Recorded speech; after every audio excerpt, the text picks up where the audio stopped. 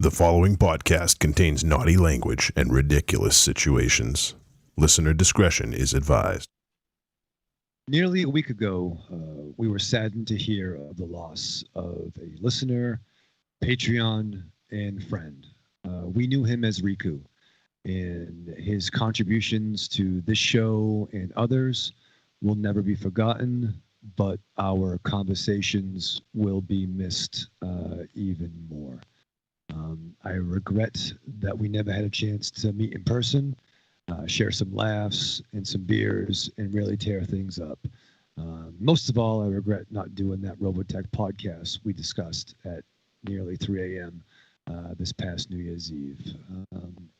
He was a stand-up dude, and he will be missed. So, vaya con diablos, brother. I'll see you on the other side. Welcome to Trick or Treat Radio.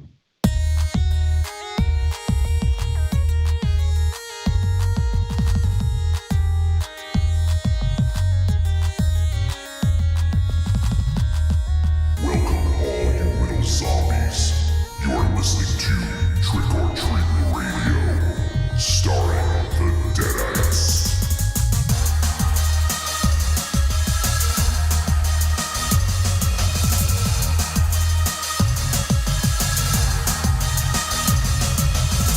Welcome to episode 459 of Trick or Treat Radio. Trick or Treat Radio is the world's most dangerous podcast and recorded in front of an undead studio audience here at Castle Wolfenstein. Also within the lair of, oh my god, I'm all fucked up now. The lair of La Swag within the Raven Chateau. There we go. I was trying to keep things, moving, but I guess since I fucked up anyways, I'll take a moment to just say that rest in peace, Riku. Some of you guys would have known our listener Riku. Raven Shadow obviously talked about him in the intro there, but he was a Patreon supporter, so obviously we hold him in high regard, and he was a friend of the show. And a personal note for me, he basically followed every single podcast that we put out on this network. When we had a network, that is, when we had the Grand Guignol network, and we had 6 podcasts at one point in time, I believe. I think Riku, even if he didn't like the content, if he wasn't into fantasy baseball or whatever, I know he checked it out at least once. And a lot of the other shows he checked out. I don't know if he checked out the wrestling one because I don't think he's into wrestling, but he listened to Throw It On Thursday. He listened to the Elm Street Kids movie. Oh my god, I can't even fucking remember. Elm Street Kids Movie Club. There we go. I can say that. And some of the other podcasts, the Star Wars ones. I know he listens to Force Insensitive. He called in several times to that show. And this one hit kind of hard. Patsy from Throw It On Thursday actually was the one who sent word that we had lost Riku. And it kind of, at first it's kind of like, fuck.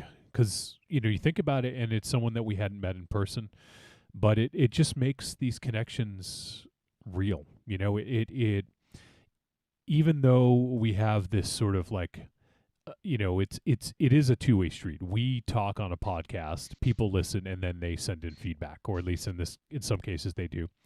And so it is like a conversation. It's a delayed conversation in a way, but then we did have the blackout tapes, which I think Riku was at almost every single one. I think he signed up for Patreon to do the blackout tapes because he wanted to just chill and hang out and shoot the shit with everybody, right, Raven Shadow? It really hit me. I mean, I think we were talking in the group chat anyway last Friday, and then when you got the word from Patsy, you just, what the fuck? And yeah, man. I mean, I can't help but think of the New Year's Eve event. Yeah. Literally, I think we talked until 3 or 4:30 in the morning Eastern Standard Time, and the only reason we stopped is that my phone died. Yeah. I think it was late. I honestly think you guys went to like 3:30 or 4 a.m. or something ridiculous like that. It was pretty ridiculous, but he even went back to so many years ago, even second Castle Wolfenstein at least. Yep. And then just hearing his voice and like this dude, and Throw It On Thursday, I know they did a special commemorative, show this past Wednesday. It just really hit me, man. And once again, we've talked before, the four of us here, former co-hosts. We've been friends in real life for well over 20 years now. But it's the connections along the way, and the fact that I'm still am devastated that I'm not going to hear that dude's voice again, or be able to meet in person. And we had so many more conversations to have, and young dude, and I don't know. I was really fucking bummed, fellas. Yeah, it was a rough, anyone would have been rough, any listener or someone who we've made a connection with, but he was someone who'd send in voice messages. He was like one of the only people that interacted with us on Twitter on a regular basis and sent us stuff on there, and obviously was in the blackout tapes and everything like that. So yeah, it's hard. I mean, the thing is, we didn't know him in real life. We knew him as Riku. So, like it would be, obviously we did get some information about him in real life and in his obituary that we were sent. But, it's one of those things, like it would have been nice to be able to be there to celebrate his life at like a funeral or something like that, but, distance is what it is. And, yeah, it's just a tough thing to go through. This is the first time this has happened to us, as far as we're aware, right? That we've lost someone in our community, in our sphere. So, it's definitely not fun. It's rough and it's sad. We don't even know the details. We don't know. Not that it matters, but what matters is that he's no longer with us. But it's just rough, So we will continue on with the show, and if you guys have any additional thoughts, obviously feel free to throw them out. I might try to dig up an old Riku voice message as well while we do voice messages. So if anyone out there, maybe if anyone out there has any thoughts, interactions, whether it was in the chat room, he would occasionally hang out in the chat room, or especially during the blackout tapes or the Monsterpiece Theater Movie Club. If anyone has anything that they want to say that'll help, please feel free to send in a voice message. Obviously the address podcast@trickortreatradio.com. But, we don't want to bring people down at the start of the show, but it was something that we had to mention, and something we wanted to talk about. And I think it maybe in hindsight, maybe we should dedicate the show after it happens, so that if it's a shitty show, we're not dedicating a shitty show to him. But, I think, but I think, sorry. Yeah, in advance, if this show sucks, we're sorry. But yeah, we wanted to be fair, most of our shows suck, so well, true. It's what he's used to. The law of averages aren't very good in that regard. With Riku, it was, he never did anything outrageous. He was never out, for lack of a better term, put himself in the spotlight by doing something just totally off the wall or anything like that. He was a very laid back, friendly person. From what we got from his Patreon support, as well as his texts and his discussions on the blackout tapes. And maybe that's the one thing about him that sticks out most of all, is that he wasn't a guy who was trying to be outrageous or a guy who was genuinely outrageous. He was just himself. And I think that's what I remember most about him, is that he was just one of the more, for lack of a better term, normal, laid back, easygoing listeners who just likes to have a good time. And I think that's what I'll remember most about him. Yeah, he's been with us for a while too. Several years. So, yeah, it's a shame. Definitely lost one of the good ones, and but yeah, we want to dedicate this show to Riku's memory. He was a good dude. Good, as Raven Shadow said, in talking. He was always excited for the blackout tapes. He was probably one of the most excited people, if not the most excited, for that to happen. And he would always send pictures of what he was going to be drinking that night, or what he was going to be smoking, or whatever. And Yep. and he was always there, pretty much right till the end, right, Raven Shadow? Definitely almost always one of the last person standing. Such a great voice, and just that was the best part of doing the blackout tapes, was just chatting with people. Not to name, you can name everybody, but it's that community and that clique, and it was just so great. He was so sweet, charming, and just I only scratched the surface to know who this dude is. And for what it's worth, from our understanding, reading the obituary, the day the show drops tomorrow on Friday, there'll be a celebration of his life.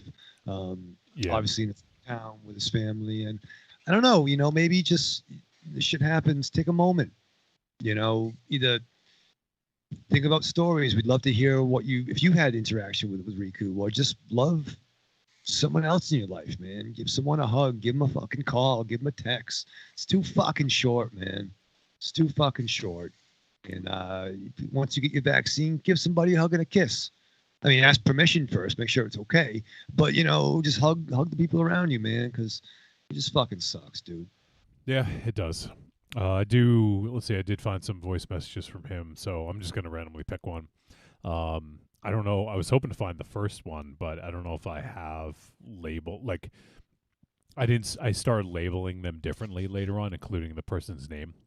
So it's possible that his first one wasn't labeled correctly. So it will probably take a lot of digging, but we'll play one.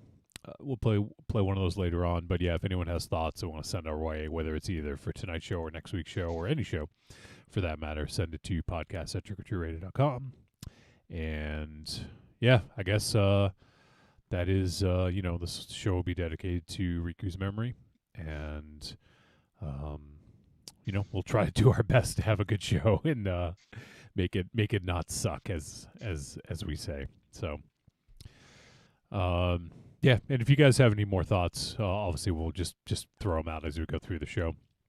But wanted to bring that up at the top, and yeah, it's tough. It's a tough thing, man, and he'll definitely be missed. So, all right, well, we'll kind of get on with the show a little bit here. For tonight, we're going to be talking about a movie called Fried Barry.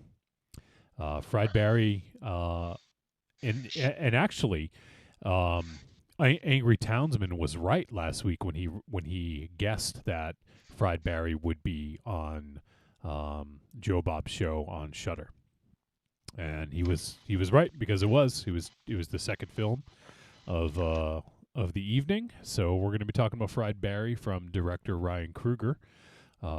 Interested to hear everyone's thoughts about this one.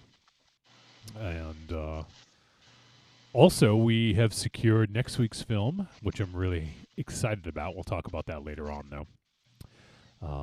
So, I guess, you know what? We haven't done them in a while.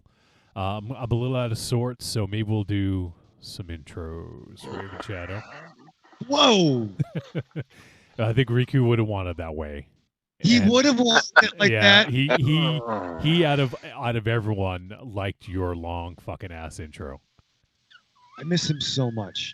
He was the only one. Yeah, I think he was. All right, so I am Johnny Wolfenstein. Oh my God, I wrote the Vegan Vanguard and the Clark Kent of broadcasting.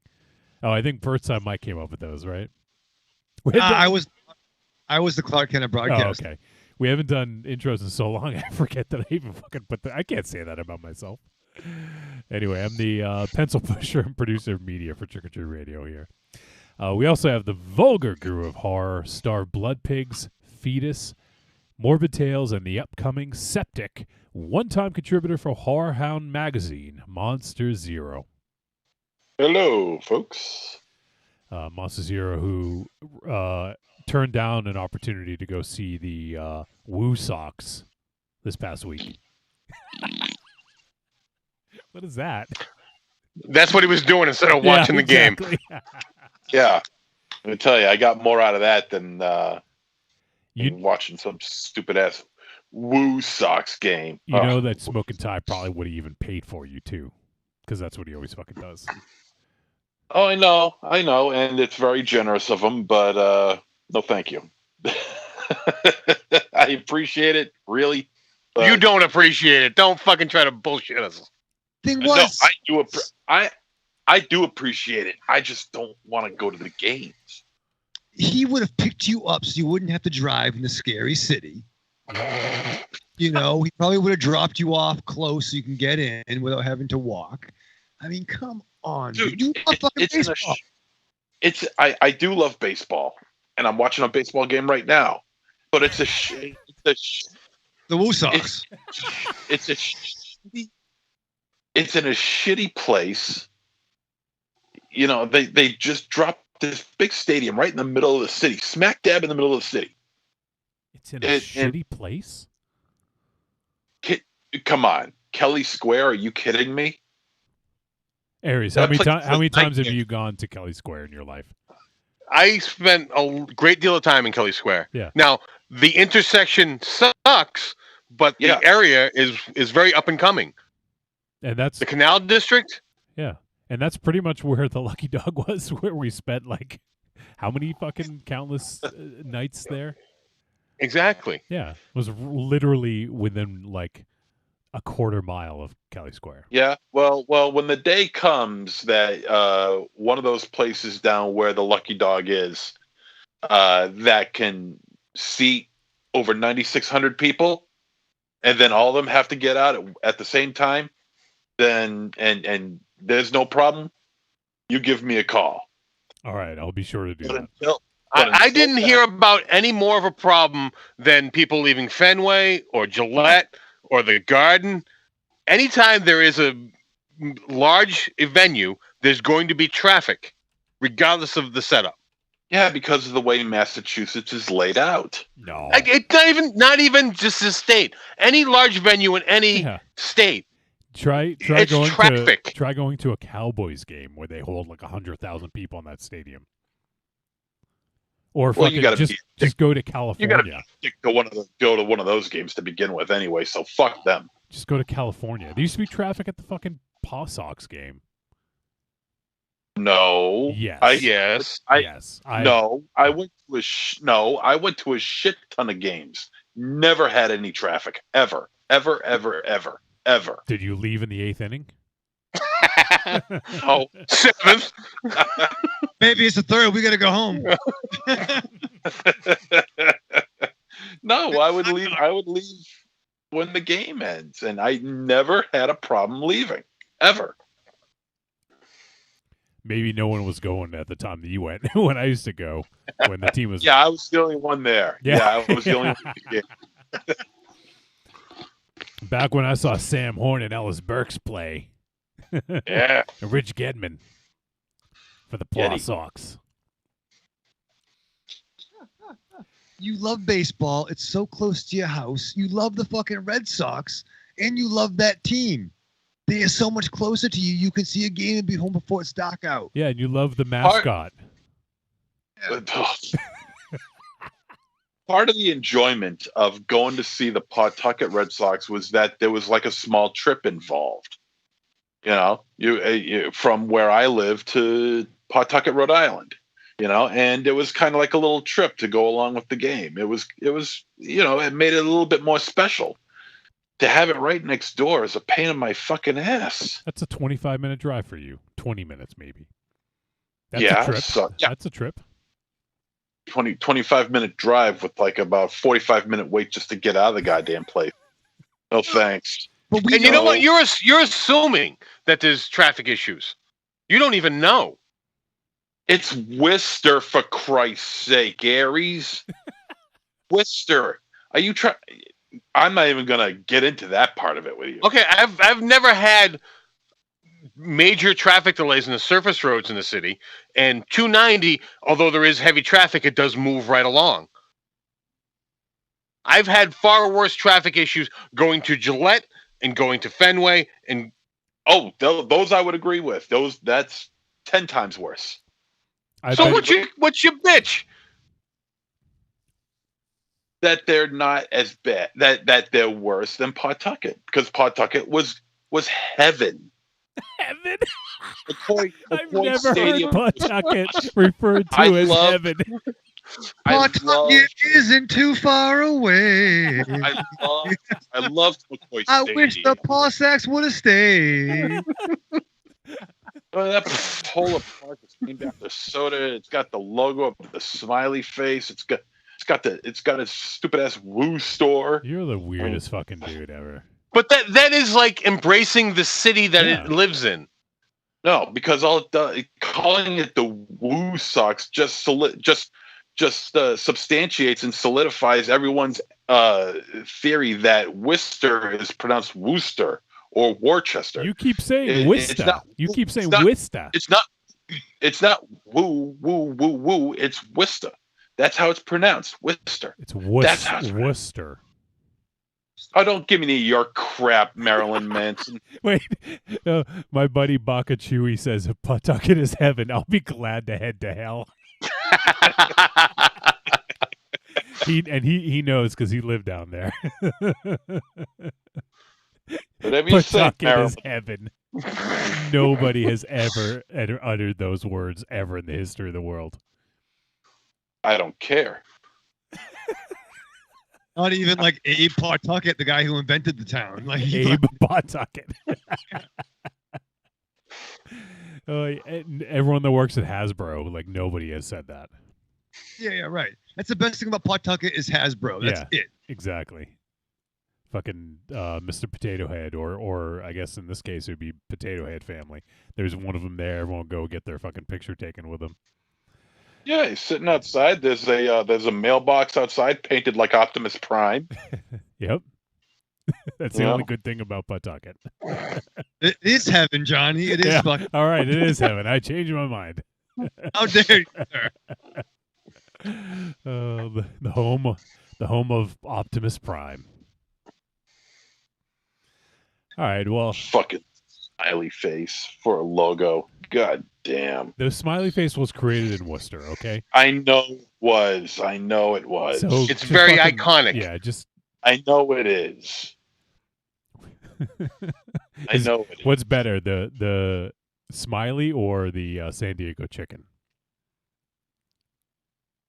Well, because it has local roots, I'll go with Smiley. Oh, okay. So San Diego chicken take still Smiley. takes the cake. I'll take Smiley over the San Diego chicken any day. Because it also has, the smiley face also has have a nice day and, with nothing wrong with having a nice day.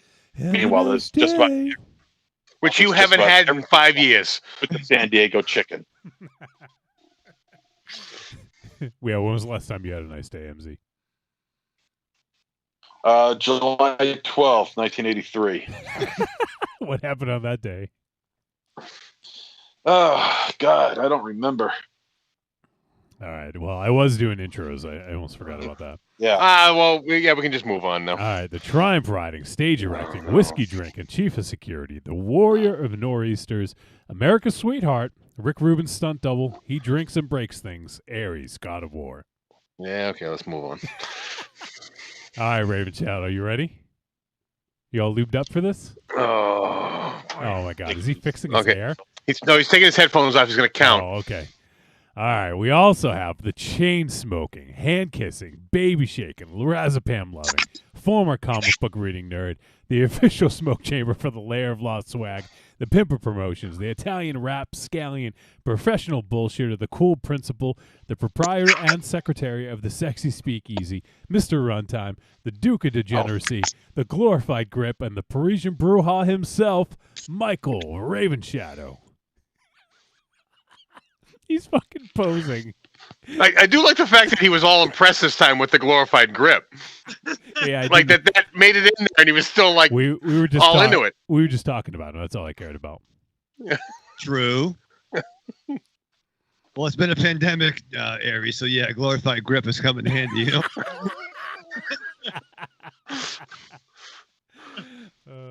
Jesus. Is that the generic fleshlight? Is that what that is?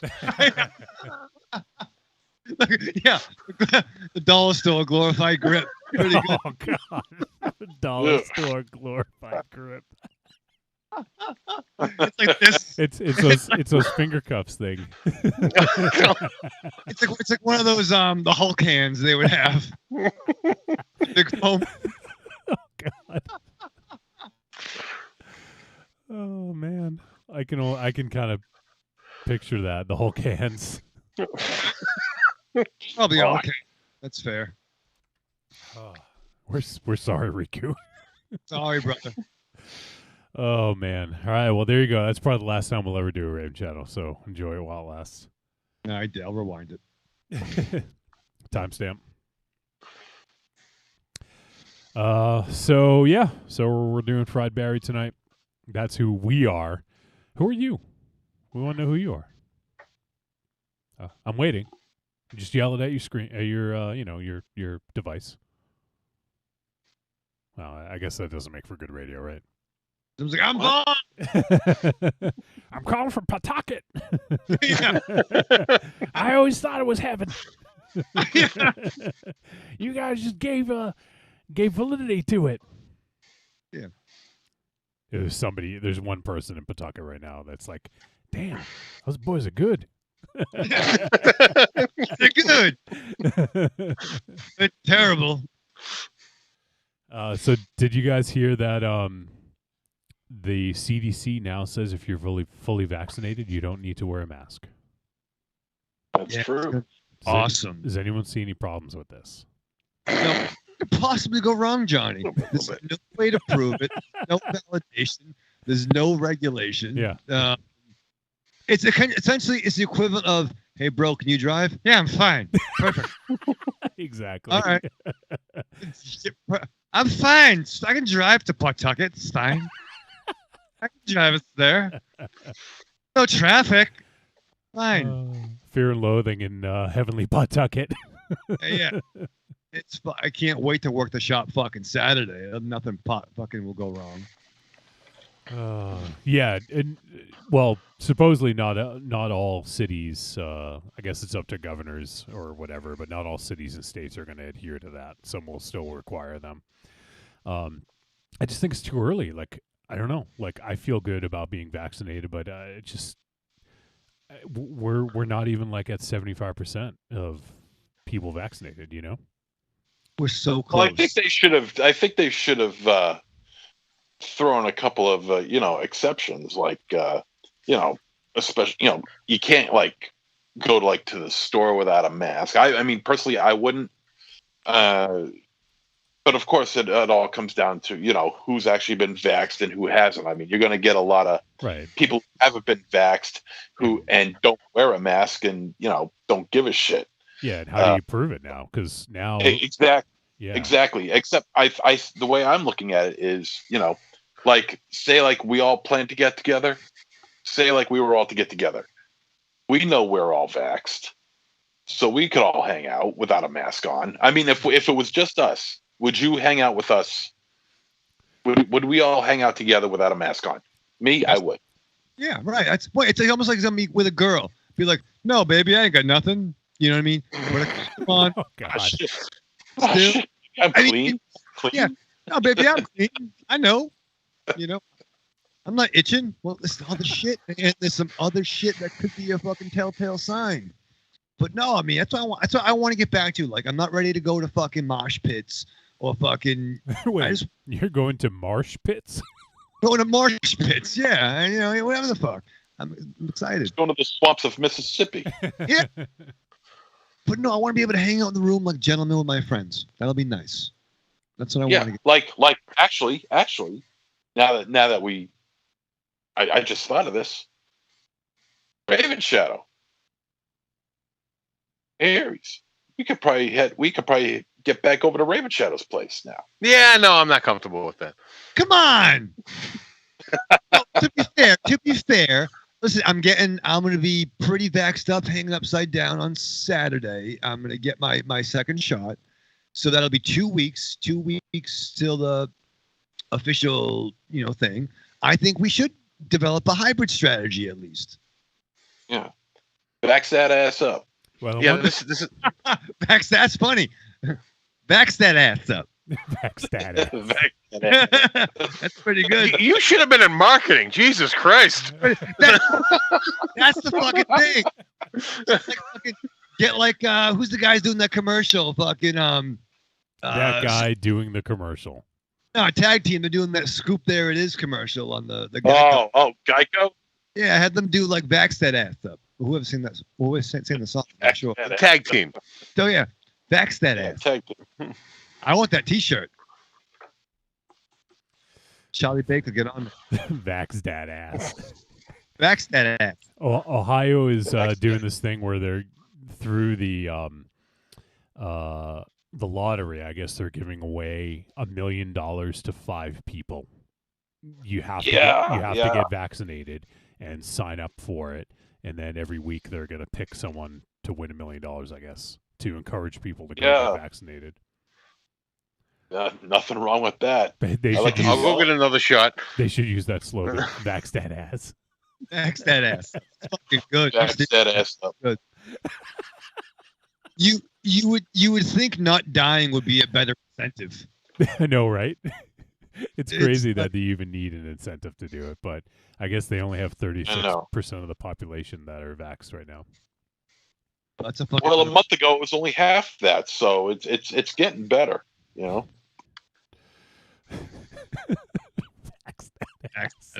That's fucking good. That's good. You are laughing way too hard at that, dude. Oh, that's good. Funny. That's good. Yeah. Evil Corny. That was no internet thing or anything. I just made that up on the fly. Oh, we're not down you. That's why I said you should be in marketing. Okay. I just wanted to clarify that. That's fucking funny. Vax that ass up. Vax that ass. All right. Don't overdo it. All right. Oh, don't overdo it. Raven Shadow's planning on getting tag team to do the commercial for it, and you're telling me that I'm overdoing it? Well, because he's leaving the singing to a professional. Right. Exactly. So, So I just don't think the world is fucking ready yet for this. I just feel like, like even if it is safe for vaccinated people, I think it sends a weird message, and the people who are the anti-vaxxers now have an excuse. Oh, I'm vaccinated. I don't have to wear a mask.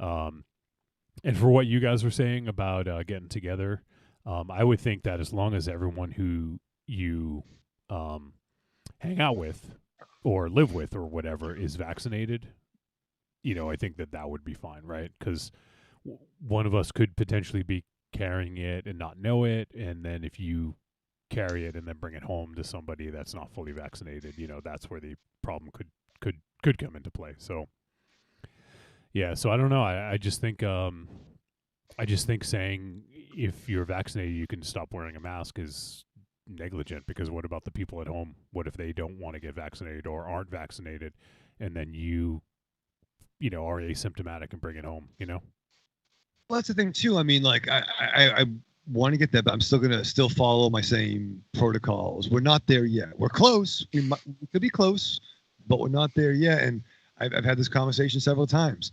I'm not the best I'm not the best chess player in the world, but it's in the concept. The pawn's going first. Aries, you watch Star Trek. Send the red shirts in first. Let's see how everyone else fucking plays out. But we're getting there. It's close, and maybe come August or something like that. But like, let's just I think come end of summer, early fall, like for my job, it sounds like we probably won't be going back to the office till at least September at the earliest. So, I don't know. We'll see.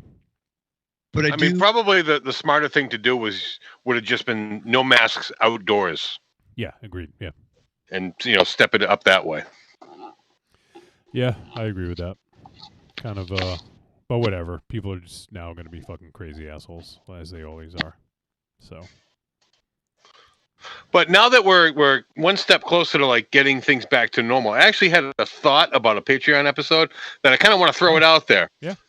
I do have to either remind or inform people, a while back I helped Raven Shadow move a couch, and in moving that couch, I had to take off his door to get that couch in his house. True. And while I was removing his door, he was having a breakdown because I removed the door. Of course he was. So, yeah. So I want to go over his house and start disassembling things and record it and watch him have a breakdown and see how long it takes him before he tries to tackle me. Oh, he won't try. He won't try. Well, try. That's what I mean. You know, I just think that would be hysterical. But would you put it back together again, or just? There lies the mystery. Oh, fuck. Well, Aries, remember when we were setting up the cameras over in the studio at Raven Shadows? And you mean me, but yeah, you, not him, you. Not him either.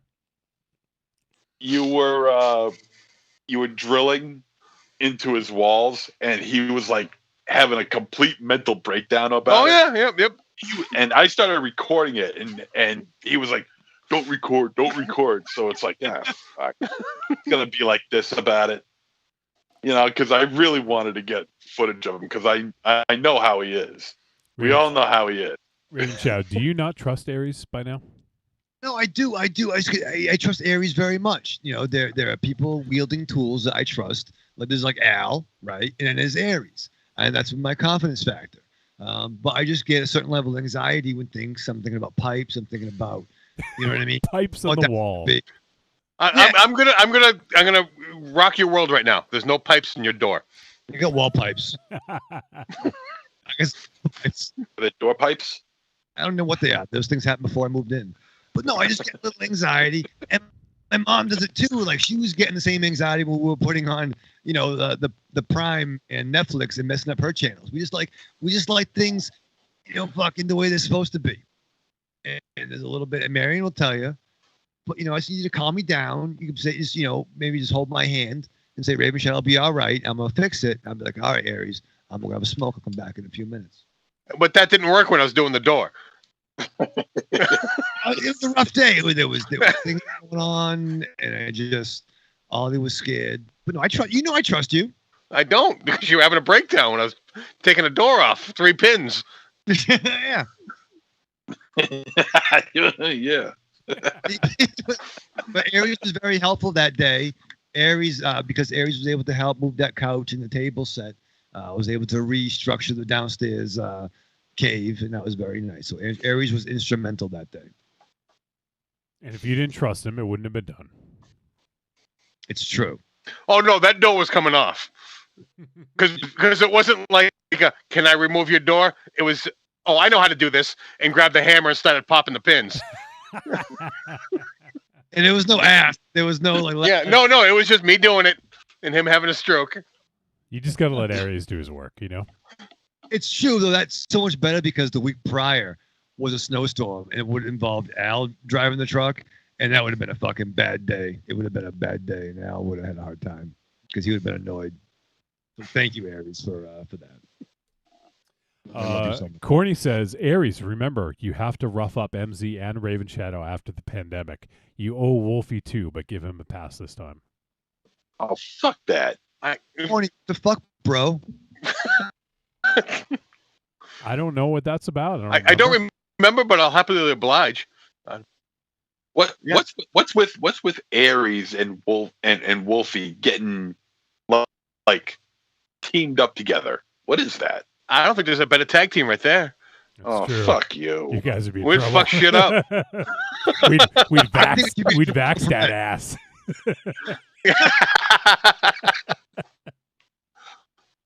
The ass vaxxers.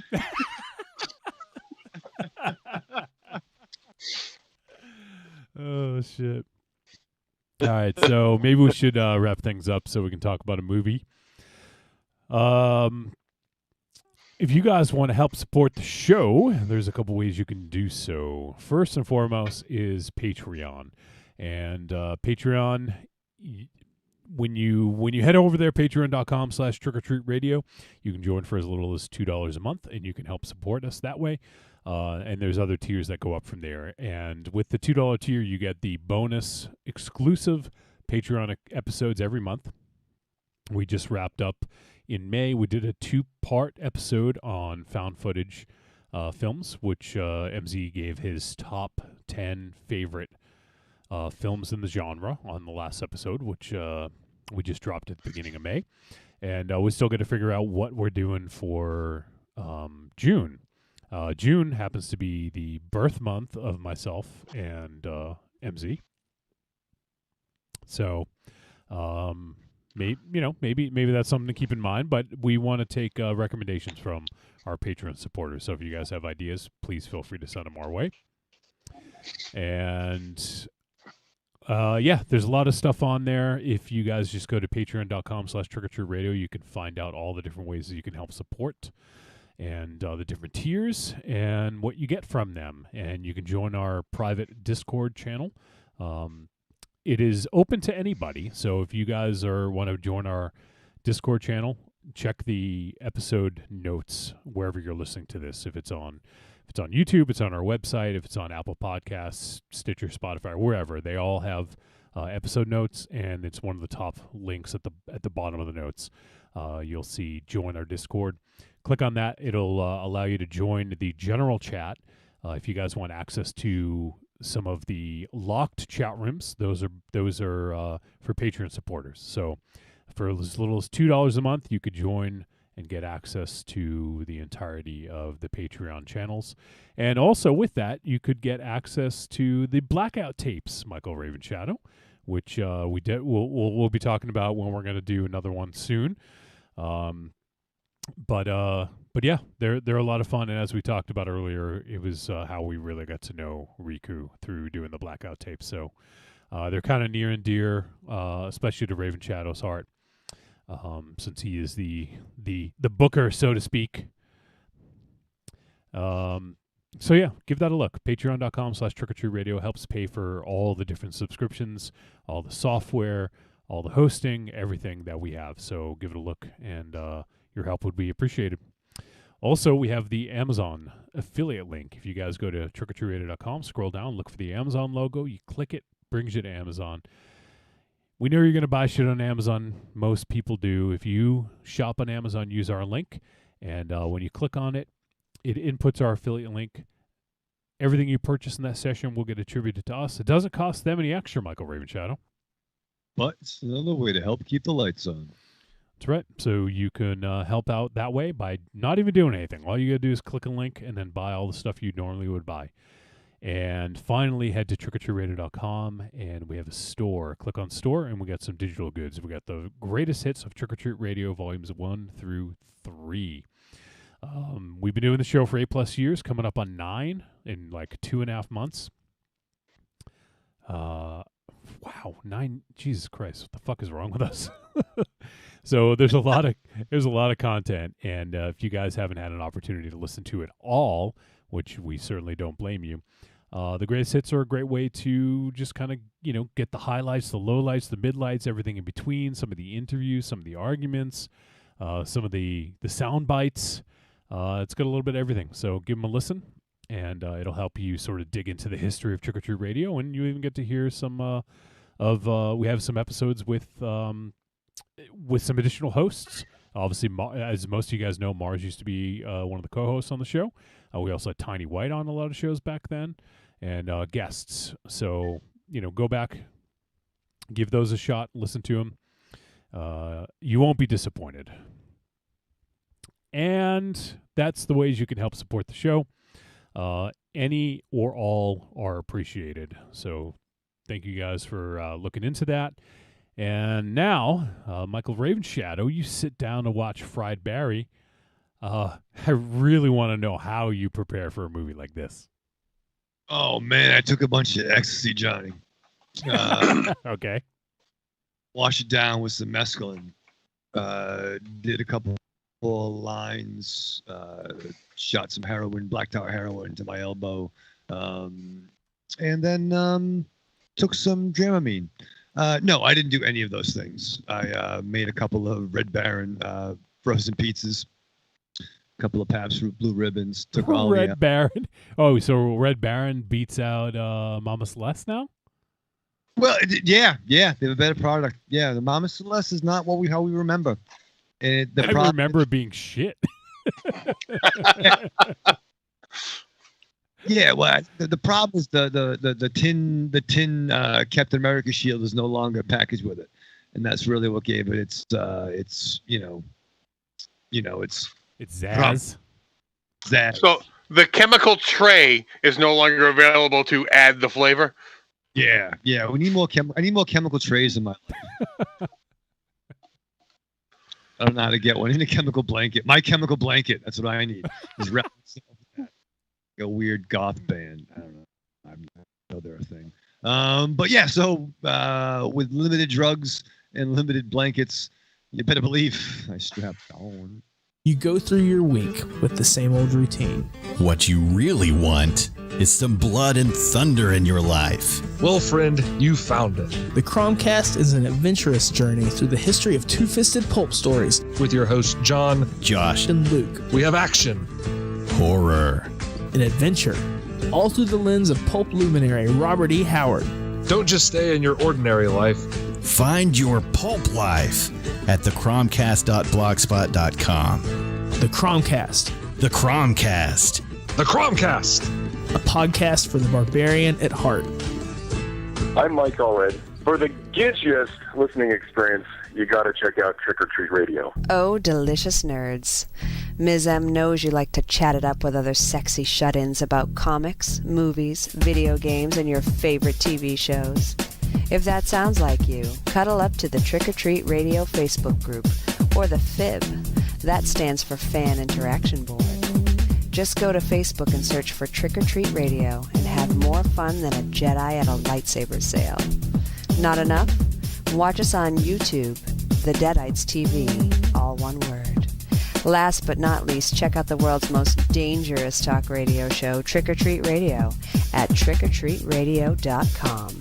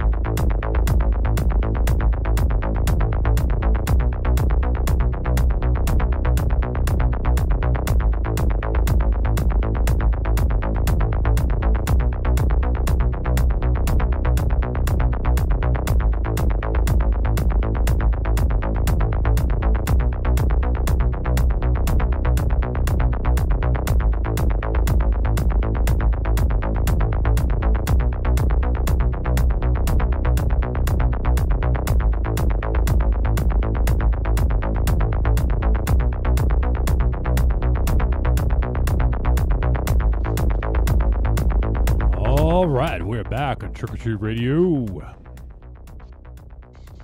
And it is time to talk about a movie. And that movie is Fried Barry, which recently, well, it was just this past Friday, actually. So I guess it would have been May 7th. It appeared on Shudder. It's a Shudder exclusive, and it was on Last Drive-In with Joe Bob Briggs. Which is a nice kind of debut for it, you know, to get that kind of exposure right off the bat. So good for Fried Barry, and this is an interesting film that we shall discuss. Let me go through some of the stats here. So Fried Barry is 1 hour 39 minutes. It is a comedy, horror, sci-fi, and it is written and directed by Ryan Kruger, based on his short of the same name. And the film stars Gary Green as Barry, Chanel DeJagger, Brett Williams, Joey Kramer, Bianca Hartenstein, Sean Cameron Michael, Steve Wall, and also Jonathan Pinyar. The synopsis: Barry is a drug-addled, abusive bastard who, after yet another bender, is abducted by aliens.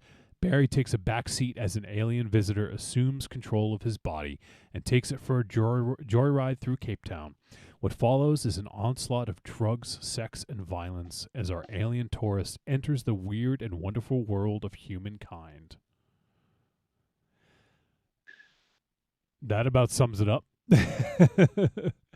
All right, and as I mentioned, this film dropped on Shudder, so at least in the States, if you're, I don't know about other countries, but in the U.S., if you have Shudder, it'll be available to watch there.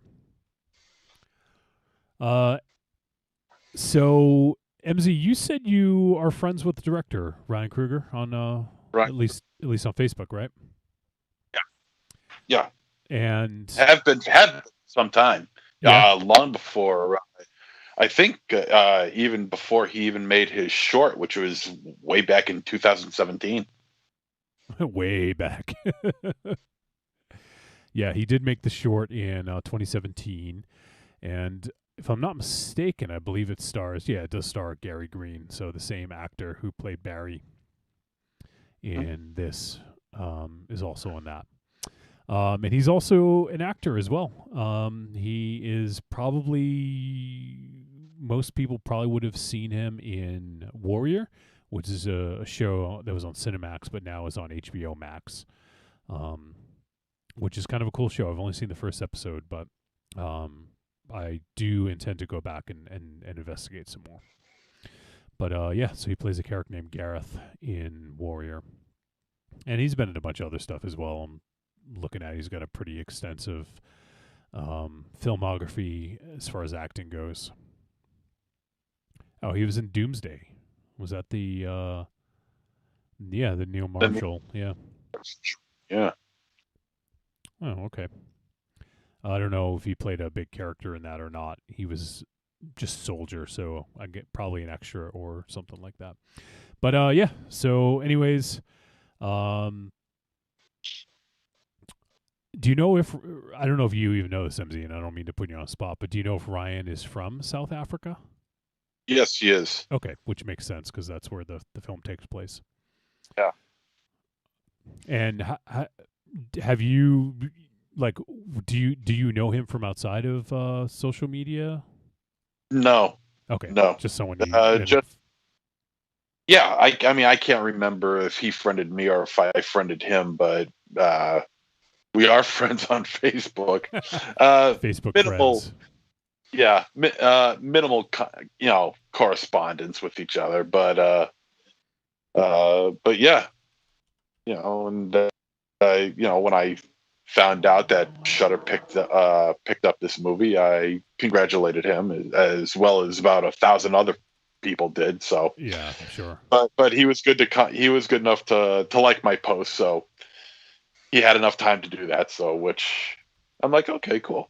So it's a minor little thing, but I mean, whenever you can get in contact with a film director, especially one whose debut is on Shudder, on Joe Bob, no less. Yeah.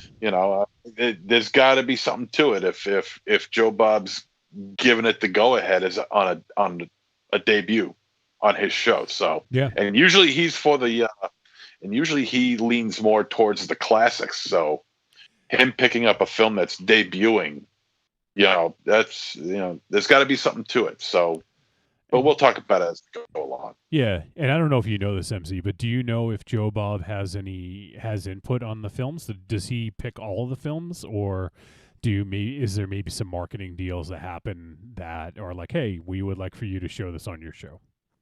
It probably wouldn't surprise me. Okay, I mean, Shudder's investing in this movie, and they want to see it get good exposure. So, what better place but than on Joe Bob's show? So, Yeah, no, exactly. So, well, pretty awesome for the director Ryan Kruger to get his film once again the debut. It debuts on Joe Bob's show on Shudder. Pretty awesome. So, all right, well, let's dive into the flick a little bit here. So, this film was, for me anyways, this is kind of a throwback. Like, I got severe 80s vibes on this one, which I think is no secret that that's what, the director Ryan Kruger was going for. MZ, I know you're a big fan of, obviously you're a big fan of 80s horror. What was, did you get that feel while you were watching this? No. All right. No. All right. I think maybe in terms I guess I was referring to the way it was shot a lot. Is like there's like it's the aesthetic, Yeah, there's a lot of style involved in this film. The color palette and the editing are are the first thing I noticed. You got the dregs of Cape Town, South Africa, with its drab colors and it's kind of like almost absolute slummish way it's portrayed. Then when you get to like the nighttime scenes with the techno shit, the dance clubs, as well as the UFO abduction scenes, then it becomes very vibrant and bright and colorful. A lot of reds, blues, greens. Then they really, really pop. So, and also with the editing, it has that old style MTV style of editing. Rapid cuts, jagged camera movements, sped up shots, slowed down shots, quick zooms, quick pans, things like that. So it does carry that kind of a vibe as far as maybe an 80s style goes. But maybe outside of that, no, I didn't really catch anything outside of that being all right, reminiscent of the 1980s style. Do either of you guys want to comment on that, or should we just move on? Aries, Ray Shadow, any opinions about the aesthetic? No, I mean I didn't get an 80s vibe. I thought that I will echo the sentiments of the colors and the palette. And I couldn't place the country of origin, so I didn't know it was Cape Town. Yep. Yeah, it was a little difficult to, if you didn't know ahead of time. I could see being unsure of where it was set, but although something about the opening scene in the bar though now kind of makes sense to me. Yeah, the conversation of the dude about Disney pictures. Yeah. Although I will say it's the first thing that I thought of when I found out that this was set in Cape Town was, God damn, South Africa has a lot of UFOs. That is true, actually. Yeah, that's funny. District 9 and now this. So so 2 movies. 2 is your definition of a lot. Okay. Yeah, let me bring you to the Midwest. Well, when you think of Cape Town, South Africa, you don't exactly think of UFOs. Now, there's 2 films based on that, so go figure. I'm sure there's more if you were to dig. It probably is.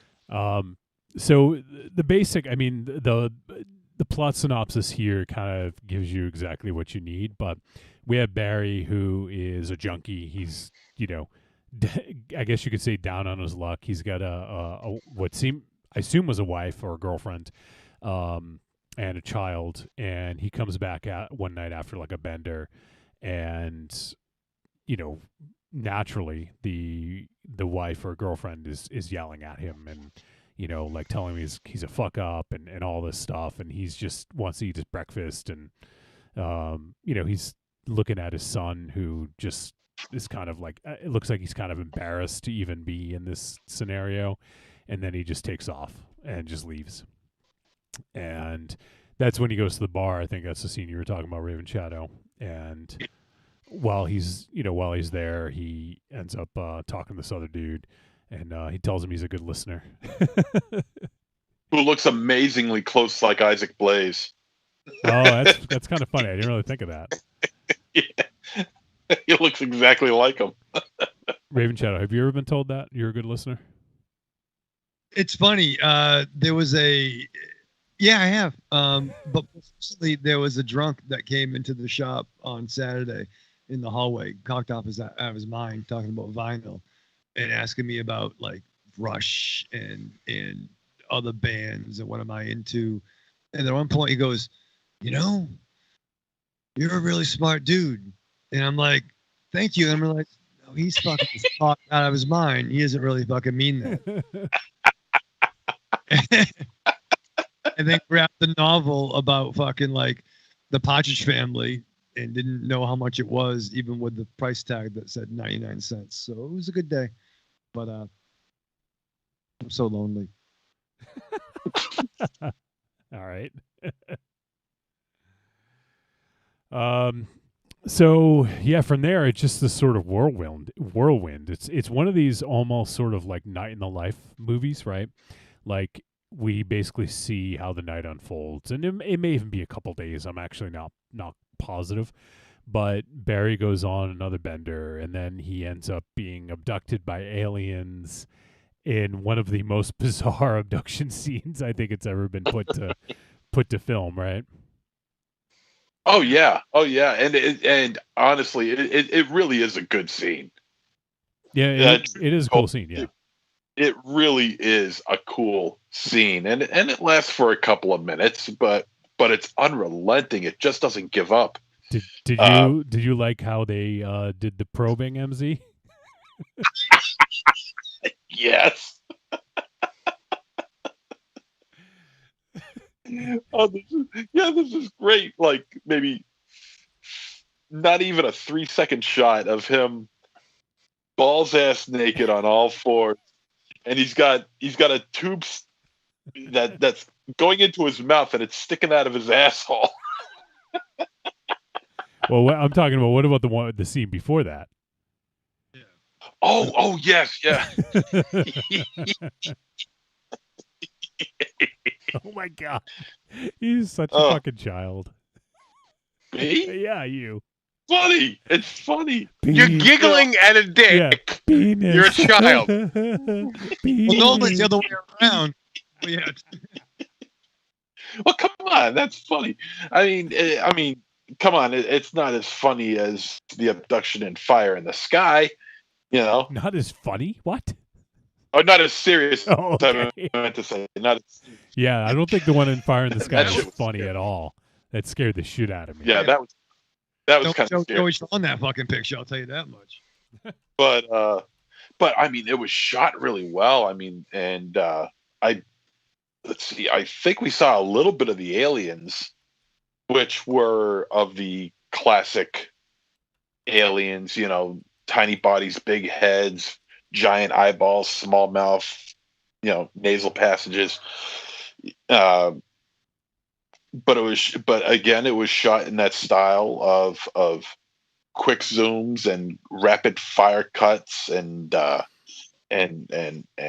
jagged camera movements and close-ups and screams and whines and I think it's all done with a like a techno track as well. Which kind of like added to the craziness of what's going on. But it really was a good scene. I mean, there's lasers going on and shit, really old school stuff, and there is some gore involved as well. Then, but it's very well done. Yeah, and that's kind of what I was talking about with. I felt like not only does this have a little bit of an 80s aesthetic, but this film felt sleazy and dangerous. And that's not what you don't get that very often from films these days. This reminded me a little bit of some of those 42nd Street sleaze films.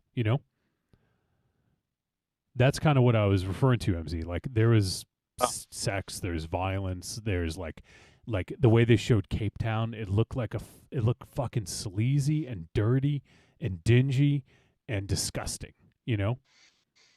Well, it's a bad. Yeah, and that was kind of the hard part to try and accept as far as this being a comedy goes, because there was literally nothing funny about the way Cape Town was portrayed in this film.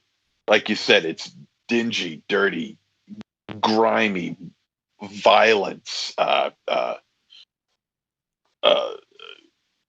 just the lowest forms of society in this film.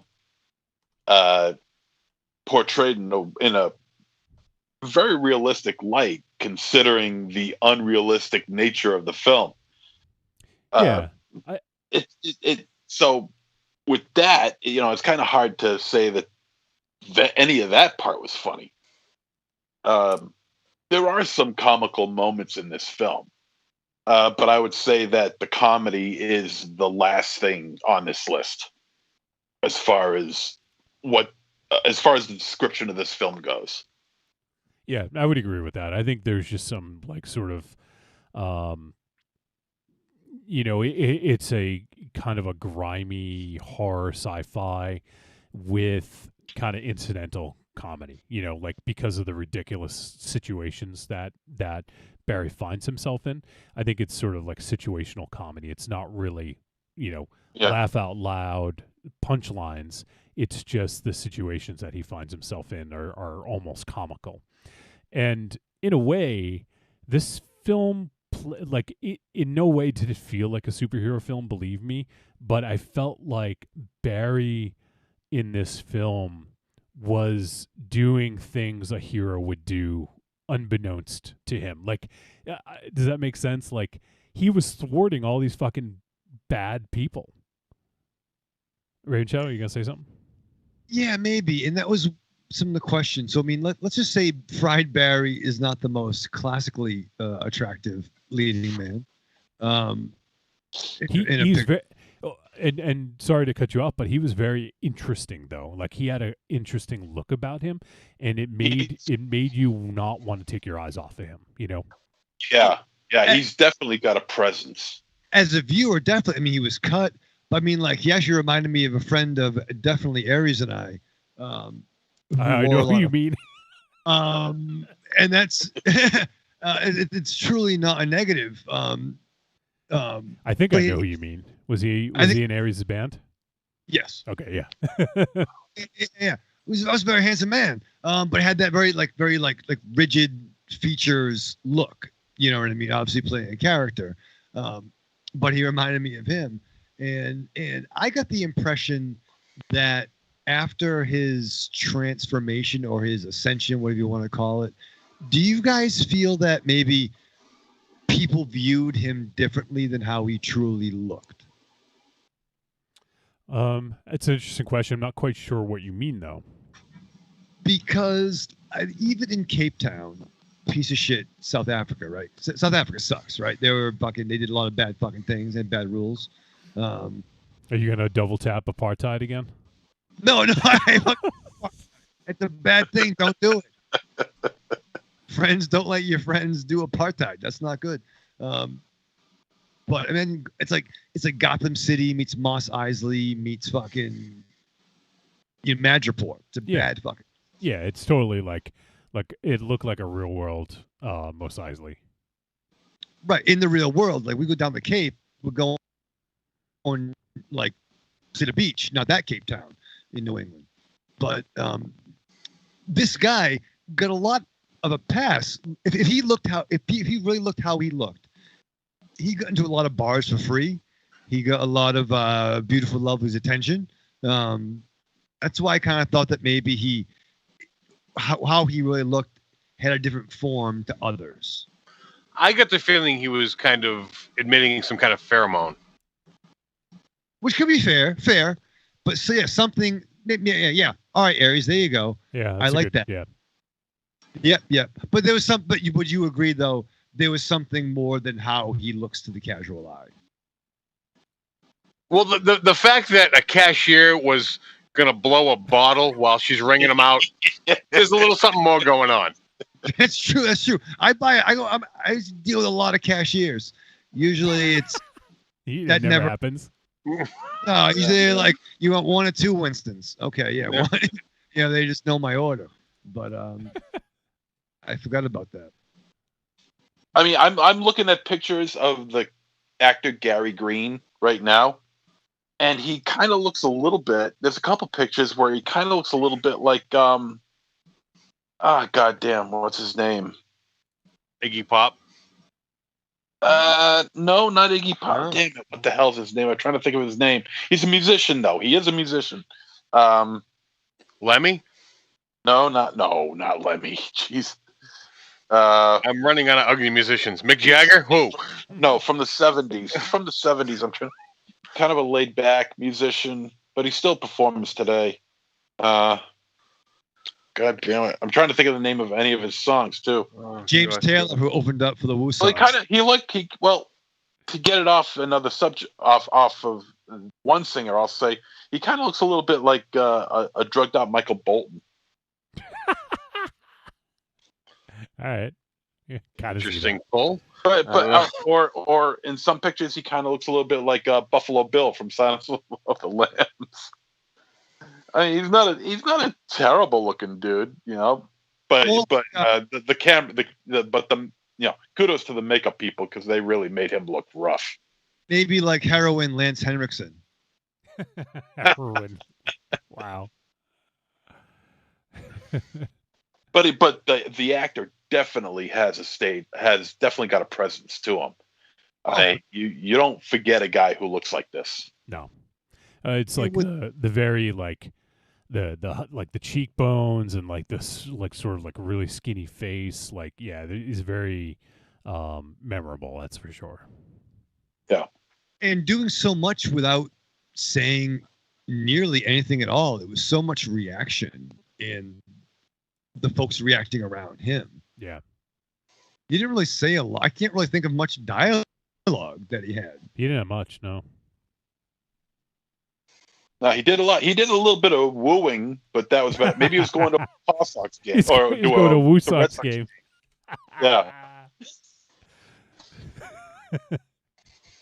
Woo! Oh shit! But I mean, the thing about this is that the abduction and his transformation goes on fairly early into the film, so you really don't get a good sense of what. You get a fairly good sense, but you don't get a complete sense of what this guy's situation is. We don't really get to know who Barry is. We know he's on drugs, but we don't know, how it got started with him, the situation with his family. I kind of wish there was a little bit more to it than what we got. I don't think it was necessary. I think we got exactly what we needed from that. Yeah. I mean, I would have a little more. He's clearly just a fuck up, and what would that have added a little bit more? What do you want? Like, he was miserable with his wife or girlfriend, and the fact that they had a child together. Yeah, he was just unhappy with his existence, and he was turning to drugs. But he was no chicken either. You don't get a flashback, 50 years to see him smoking a joint on a playground. He's living in Cape Town in poverty. Yeah, drugs would be pretty cool. Well, personally, me, I would have liked a little bit more. What do you want, though? I'd like to know. See him taking his first fucking hit. What made him turn? But it doesn't matter. What made him, so it doesn't matter to you. So go. So what? Who gives a shit? It matters to me. Why he turned to drugs? Yeah. Because he didn't want a child. Yeah, they show it. They pretty much show it. He questioned whether that child was his own. It's through context. Yeah. No, they just showed him coming home to his wife and to his kid. You got to make And- And he said that kid didn't look like him. Yeah, you that is gotta- essentially questioning whether that's his own child. Yeah, you got to put 2 and 2 together, man. Why do I bother with you dickheads? Well, maybe if you can add 2 plus 2. Yeah. Do you want everything spoon fed to you? I would like a little more. Yeah. They gave you everything. You just can't read between the lines. MZ, open the hangar. Here comes the plane. Okay, we're gonna. I can read between the lines easily. No, you can't, because they gave you everything you needed with the character. Oh, shut the fuck up. I would like a little bit more. Okay, that's what I'm saying. I'm not saying that that's what you guys should be saying. So how old is Fried Barry? Do you estimate 50 50-ish? He looks like he's in his 50s. All right, so let's do I don't know how old, let's do though. 50 flashbacks, one for each birthday, and then see how he got so fucked up. Will that work for you? I think that might be a little extensive, but okay. So all I'm saying is that if the abduction happens really early on in the film. Yeah, because his past life is unimportant to the story. Whatever you say. All right. So what else? So that's. I mean, he gets probed by aliens. Penis probed by aliens, and then he just kind of goes and as I think as the synopsis says, he's sort of like along for the ride. You can he's there, but not really, right? Like Barry is present in his body, but he's not actively, moving it. It's you can kind of tell that someone else is behind the wheel, and this is when he kind of inadvertently sort of thwarts all these things that are happening, like all these injustices or all these bad things. He sort of, in a sense, makes right. Like the dude who had a heart attack, right? Like he fixed him. And then there was the woman who couldn't have a baby, right? We find out later on he gives her a child. Yeah, he fixed that. He fixed that. There was the dude who kidnapped all those kids. He fixed that, right? Like inadvertently. To be fair, Fried Barry makes the kids smell, and the kids make Fried Barry smell. That is true. So, there is sort of this really sort of interesting series of events that occurs around him that are all like, so it's not really it's the arc here. There's no real like redeeming sort of arc. It's just sort of these events taking place. And that's why I feel like it's kind of like a night in life kind of deal, because he goes from like this event to that event to that event. And then, then what happens at the end. And so it's really just these series of different scenarios and situations that he finds himself in. And they're all like almost crazier than the last to some degree. So, but in through it all, like people feel comfortable with him, even though he is this really odd looking junkie. People are drawn towards him, and even when he's handcuffed and he's imprisoned basically by that child, kidnapper. There's that one girl that's there with him, and she like hugs him and feels close to him and cares about him, So just kind of interesting how people sort of gravitate towards him when that happens. No, I agree. So is it a weird thing where like the aliens were living vicariously through him? Like they injected him with like whatever their alien shit and used him as a conduit to see humanity? I mean, that's kind of what it seems like, They kind of. It seems like there was an alien possessing him, and that's why he's so awkward, because the alien, one, is in a foreign body, two, it doesn't know how to interact with people. Because there also could be, I mean, I said pheromones with the attraction. There could be some spiritual thing that we don't fully understand because it is an alien, that they can project this feeling over people that makes them feel trusted and loved just because he is in their presence. Like some psychokinetic mind bullets. Sure. But it's fair. I mean, like, it was a weird journey. It made me think of a lot of like drug-fueled day in the life movies can be hit or miss with me. I know there's been lots over the years. I mean, watching there's movies like I'm saying movies I loved. I'm not sure how if I love fucking fucked up shit, but like movies like Spun, you know, Fear and Loathing in Las Vegas, Go. Don't you mean Fear and Loathing in Pawtucket, Rhode Island? Fear and Loathing in Pawtucket, Rhode Island. Yeah, that was the prequel. When Duke goes to a fucking Boss Sox game. There's no traffic. He's all excited. Yeah, and the Hell's Angels come in and fuck everything up. That movie. But that weird, and they even like Bringing Out the Dead, the Scorsese picture. I'm sure there's a bunch of '70s stuff, but that like weird lights and the vacuum and the drug use. You know, in a weird. What's the fun-loving comedy with the Wayans brother and Jared Leto? Oh, Requiem for a Dream. The fun. Yeah, that's the part that threw me off. Yeah, the fun-loving picture. Being those kind of like fucking whacked out drug taking movies. It had some elements of that, but I think having the UFO element was kind of interesting. Yeah, it definitely made it stand out a little bit more than this, you know, than the films that you sort of named, like kind of night and life drug movies. Yeah, it definitely made it a little bit more, I guess, different.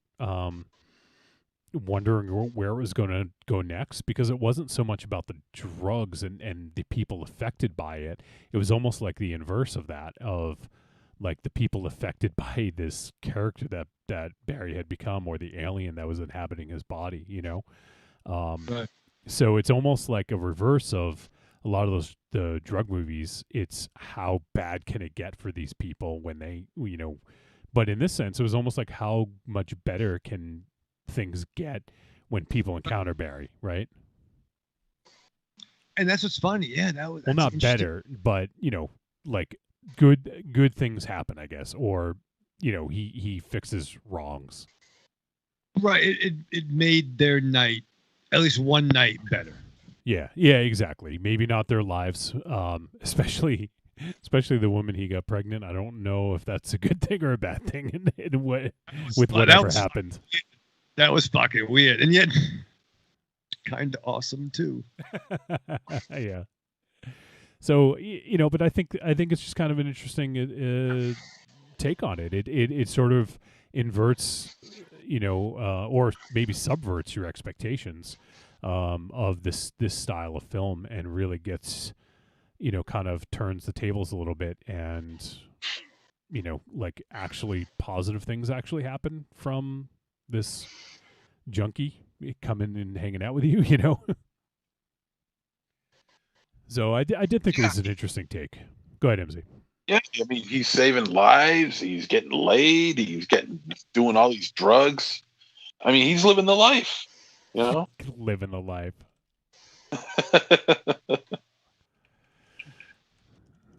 He's right, dirty, fucking saving people. So, I mean, you know, it's the narrative I feel in this film is you know, it's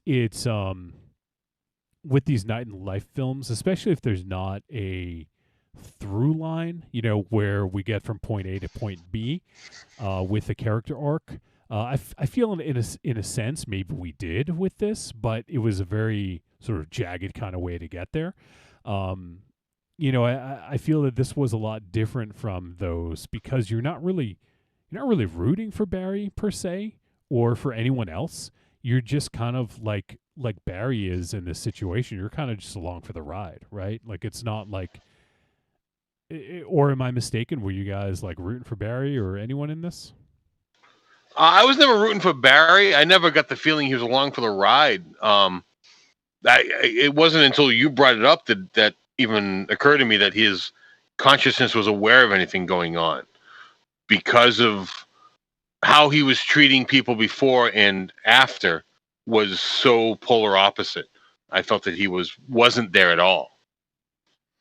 Yeah, it is kind of interesting because he had a bad relationship with his we'll just call it wife. They never say if it's a wife or girlfriend, but he obviously had a bad relationship with her. But when he came back, when he was after being abducted by the aliens, she commented on how hard he was trying and how good he was being.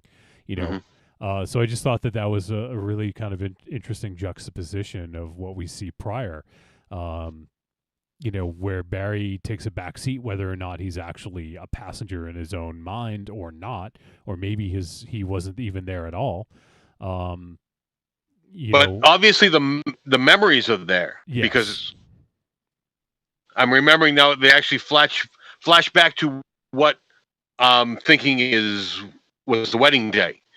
Right. Yeah, that's a good point. Yep. Yeah. Yeah. Yeah. They did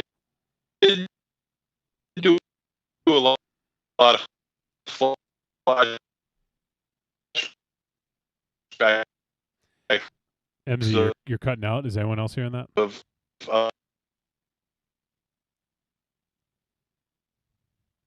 You guys are all cutting out. Hold on. All right. I think you guys back? Okay, I think I lost you guys for a moment. So go ahead, MZ. What were you saying? I think. I don't know.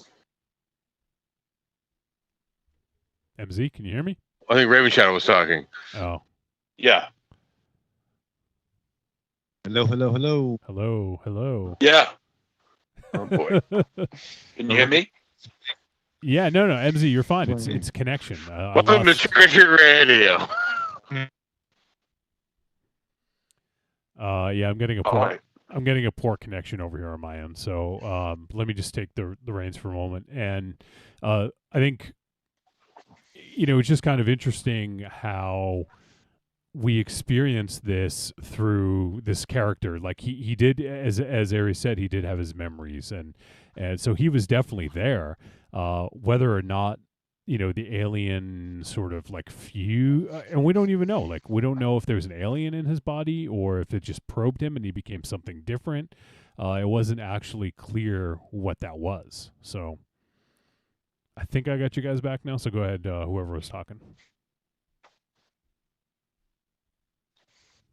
Anyone? Somebody? I'm trying to remember. All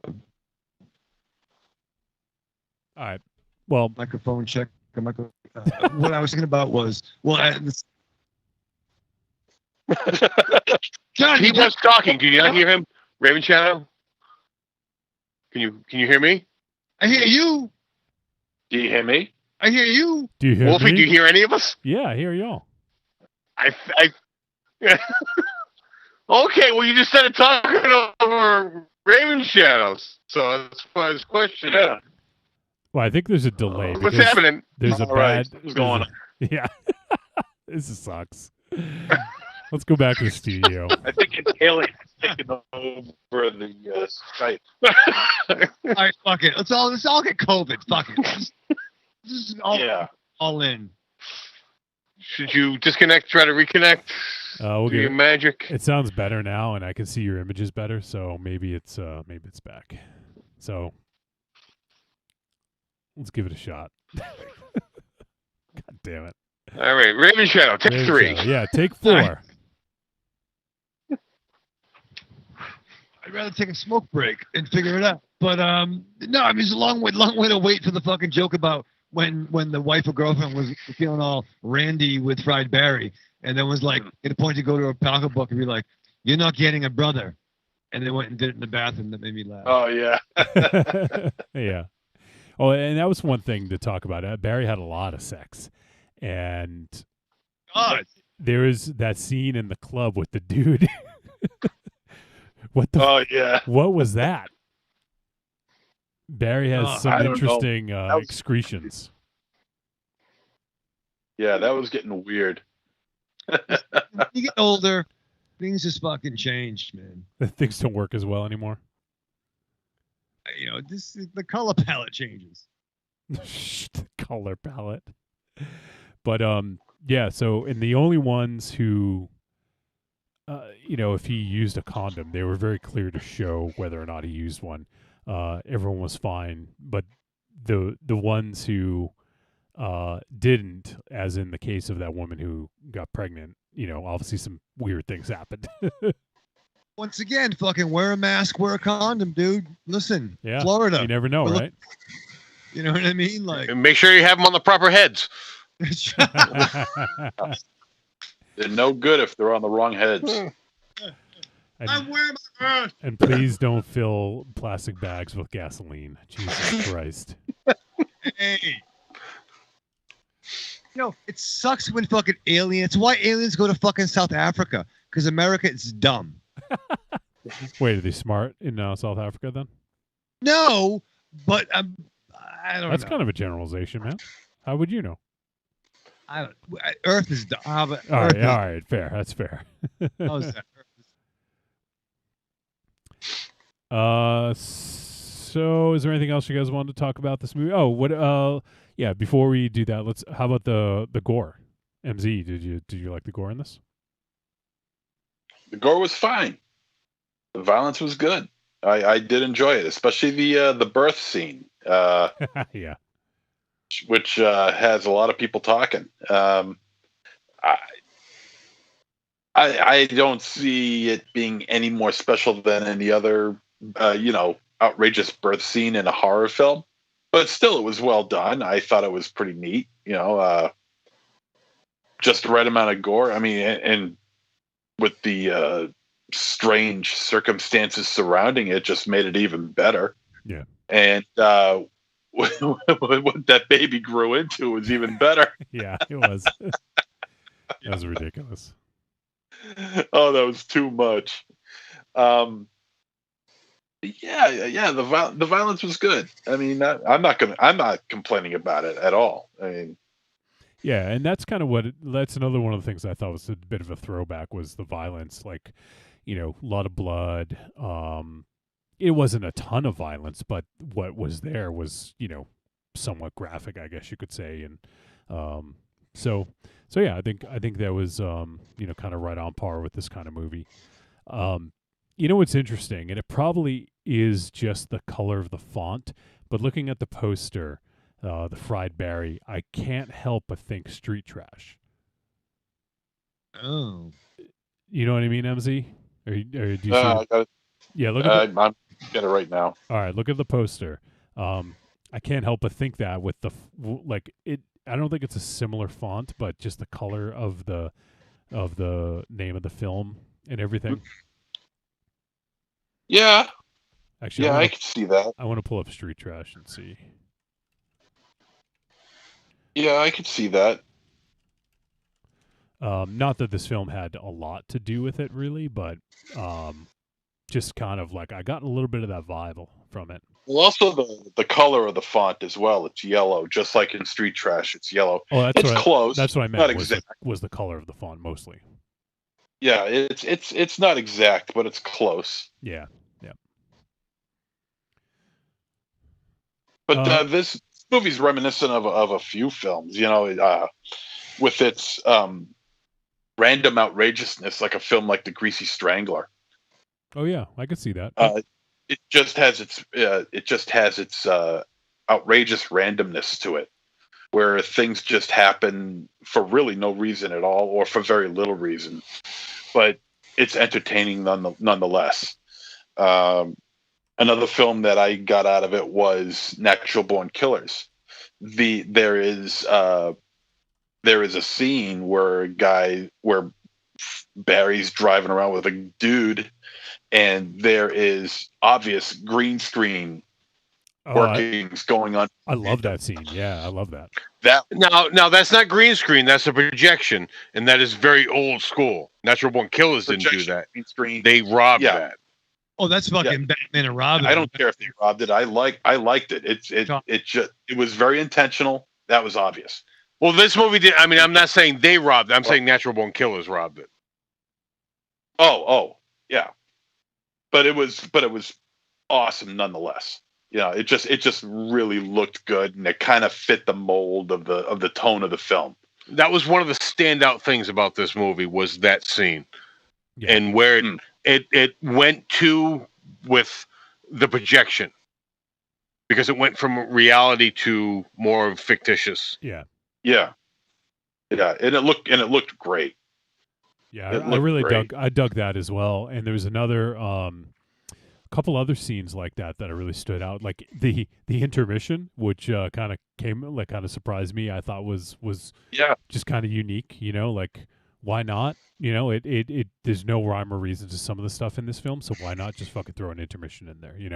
And in the beginning, when even before they did all of the production credits. They had like that sort of like the guy giving, it was almost like wasn't really a warning, but like talking about this movie, blah blah blah. Like I thought that was kind of cool, Yeah, well, I think back in the day they used to actually have that type of warnings. Yeah. In some movies overseas. Yeah. So I think that really all just added.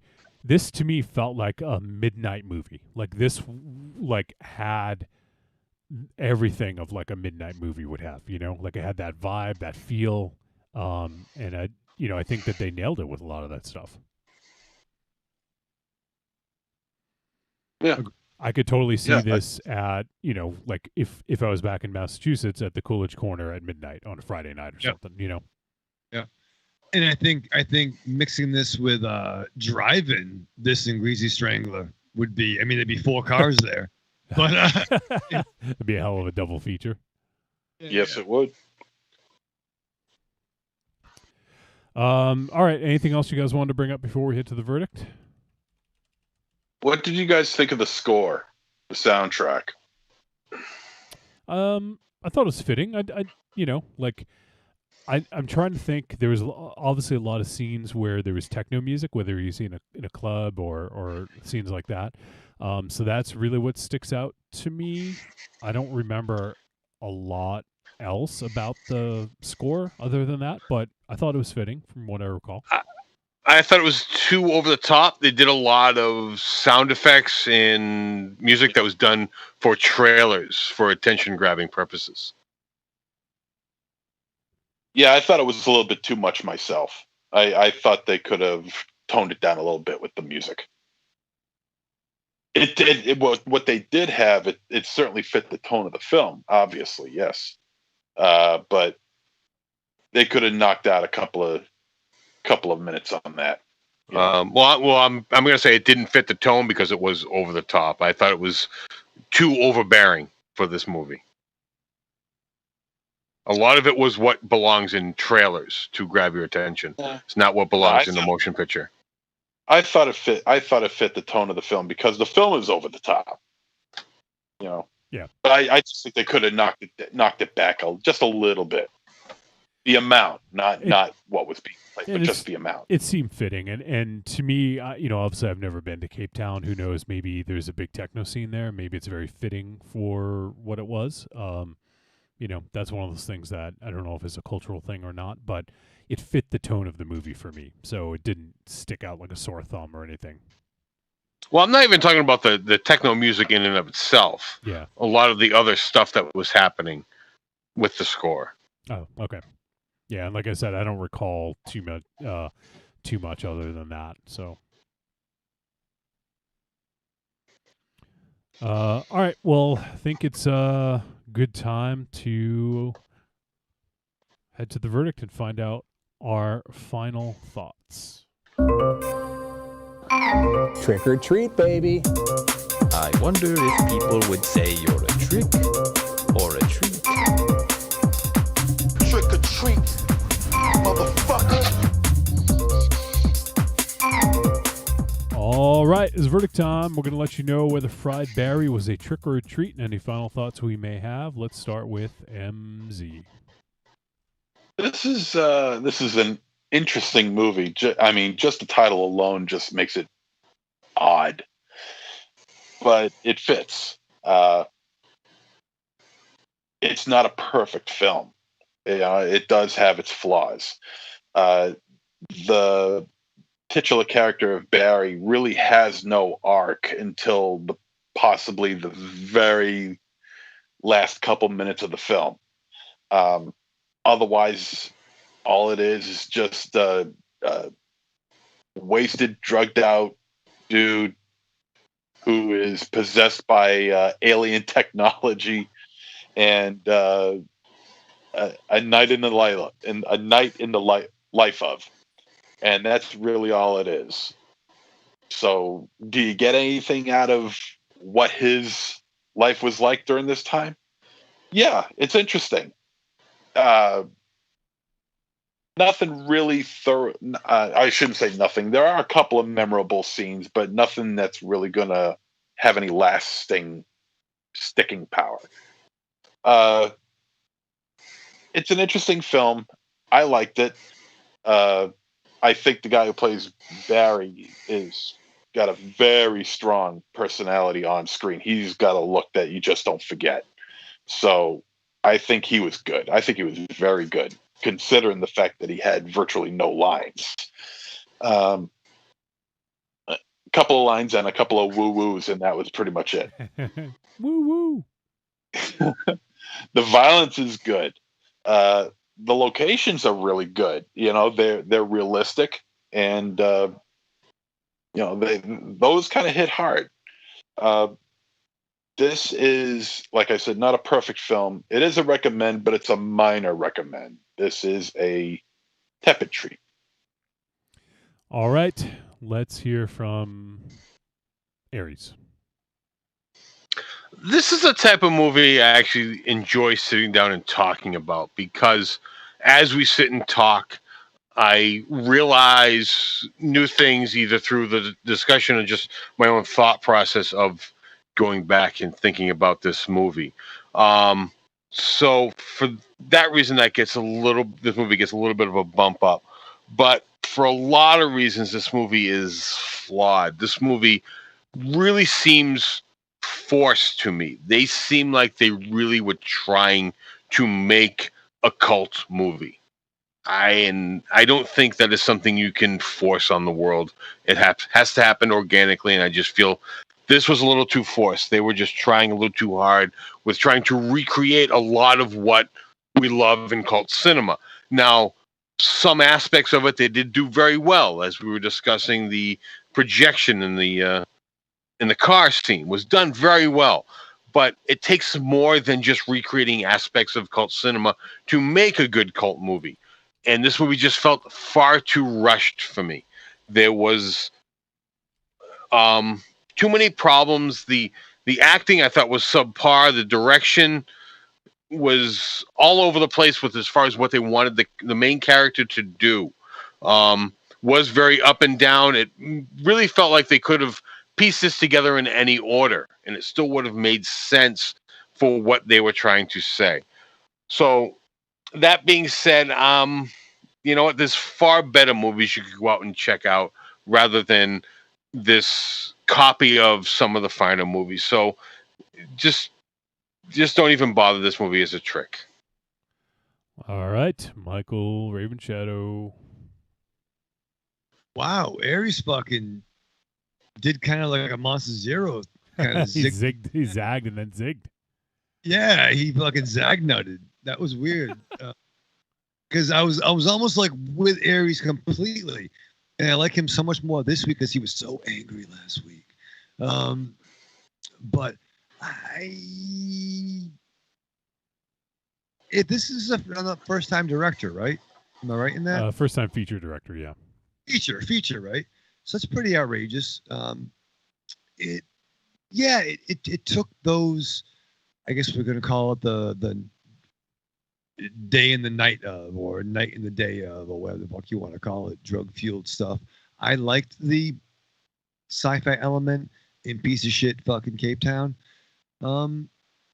It's not a perfect film, but I'm really interested what this guy does next. And the lead character, Fried Barry, was remarkably charismatic. Put him in a fucking Marvel movie. See what fucking happens. That's what I want. As who? Who would you cast him as? You can't say that and not name someone.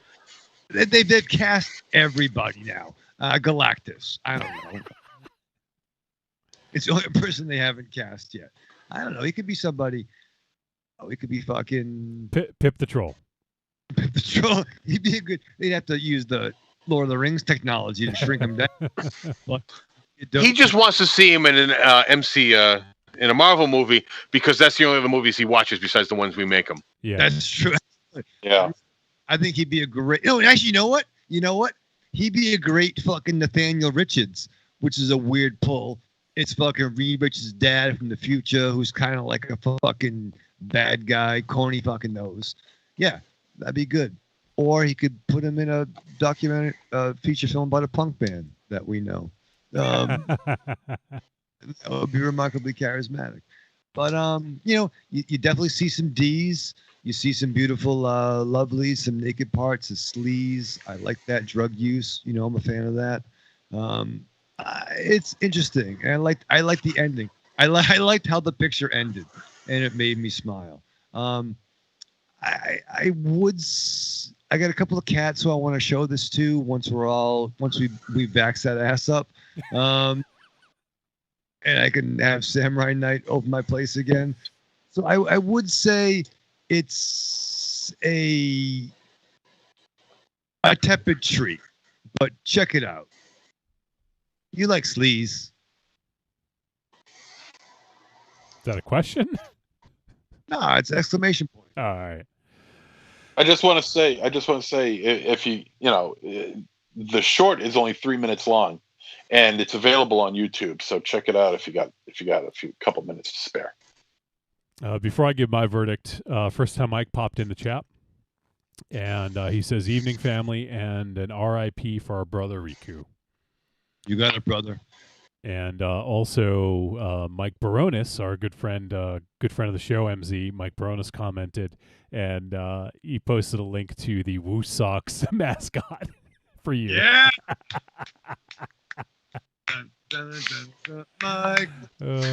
So good. Bleach eyes. All right, so my verdict. You know what? I will say I didn't love this movie all the way through. Like, I think it had some highlights. But ultimately it's a night in the life where it's kind of a bit meandering, but part of that was kind of part of the charm of it. I thought was where's Barry going to go next? What's he going to get himself into next? And I think that it had a unified vision. So for that, I'm going to give some higher marks for that, because I think this is the movie that Ryan Coogler set out to make. Like, the impression I get, I don't know him. I'm not friends with him like MZ is on Facebook, but I get the impression that this is what he wanted to make, and I feel like it's someone who is proud of what they've done. And for that, like, I give it some credit, because this is kind of a bold movie. It's not the kind of, like, movie most people put out as their first feature, This, I think it takes pizzazz or what have you to make a statement like this and put out as your first movie. And I really do like that it is sort of like grimy and it I don't know if he was going for it, but I definitely got that sort of 42nd Street vibe a little bit. And I liked how it was drenched in neon, and I liked that it just felt all like it fit in the same world. And to me, that's something that should be commended for, especially a first-time filmmaker. So while it wasn't the most interesting movie from start to finish, I think it had enough in there to really keep your interest. And I think that there was a good amount of gore. There was just a good amount of horror with the sci-fi, and sort of these cringy sort of comedic moments in a sense, not comedy as in punchlines like we said, but these situations that Barry finds himself in, So this is not a film I would recommend to everybody, but if people like sort of the cult-ish midnight movie sort of film, this is probably right in your wheelhouse. And I have a feeling this could end up being a bit of a cult classic and a bit of a sort of midnight movie sort of film. I could see people gathering and checking this out and having fun with it, you know? So I think it definitely has its place in cinema. And I think that there will be a lot of people that really dig this. I am kind of curious to see what Joe Bob has to say about it. I didn't see that, but I can always go back and rewatch that. So I'm kind of curious and look forward to more from the director and seeing what he does next. And with this as a debut getting so much buzz, I imagine we'll be seeing something from him again in the near future. So there you go. I'm going to give it a tepid treat. All right. That is our discussion of Fried Barry. If you guys caught it, whether it was on Joe Bob's show or just on Shudder in general, feel free to drop us a line and let us know what you think. Podcast at trickortreatradio.com. Angry Townsman says it was a tepid treat for me. So Angry, I think he caught it on Joe Bob's show. So, all right. So next week, I am really excited about next week because we're doing a film that I've been wanting to do for several weeks now. And I think MZ, I think you actually brought it to my attention that it was coming out when it was. I'd been hearing some buzz about it, but I didn't know that it was, when it was going to get a release. But it did get a theatrical release a couple weeks ago, and just this past Friday, it just happened to drop on VOD with no fanfare because I've been tracking to see when it was going to pop on VOD so we could do it ASAP. And without any fanfare, it just dropped on VOD this past Friday. And that film is the latest offering from director Ben Wheatley, and that would be the film In the Earth. One of not the first film to have been made during a pandemic, but maybe the biggest horror film to be made during a pandemic. And it's got some themes of that run throughout it.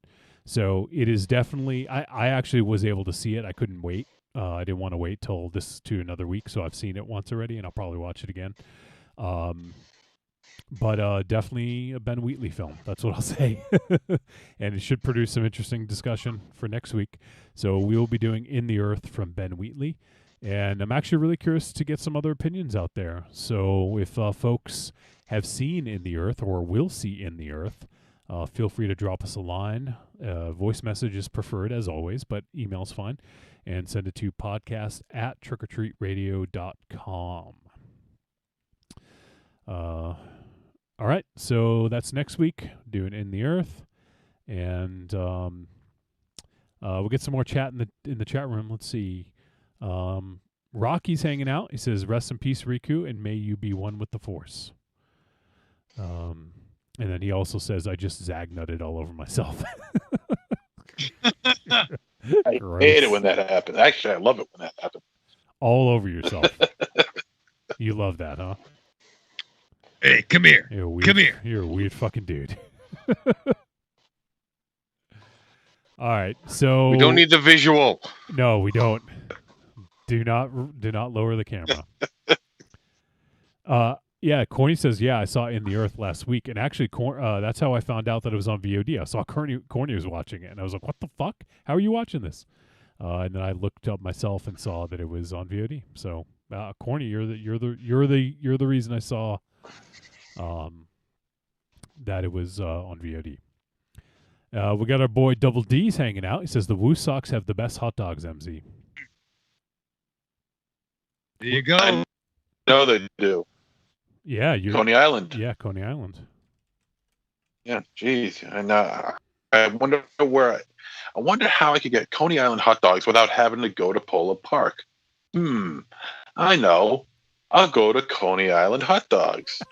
Yeah, look at that, problem solved. Except for that, you're not going with Tony. Exactly. That's and you get to sit in that lovely, lovely restaurant. You can carve your initials on the fucking wood of the wall. Yeah, I'm pretty sure those booths may give you COVID before COVID.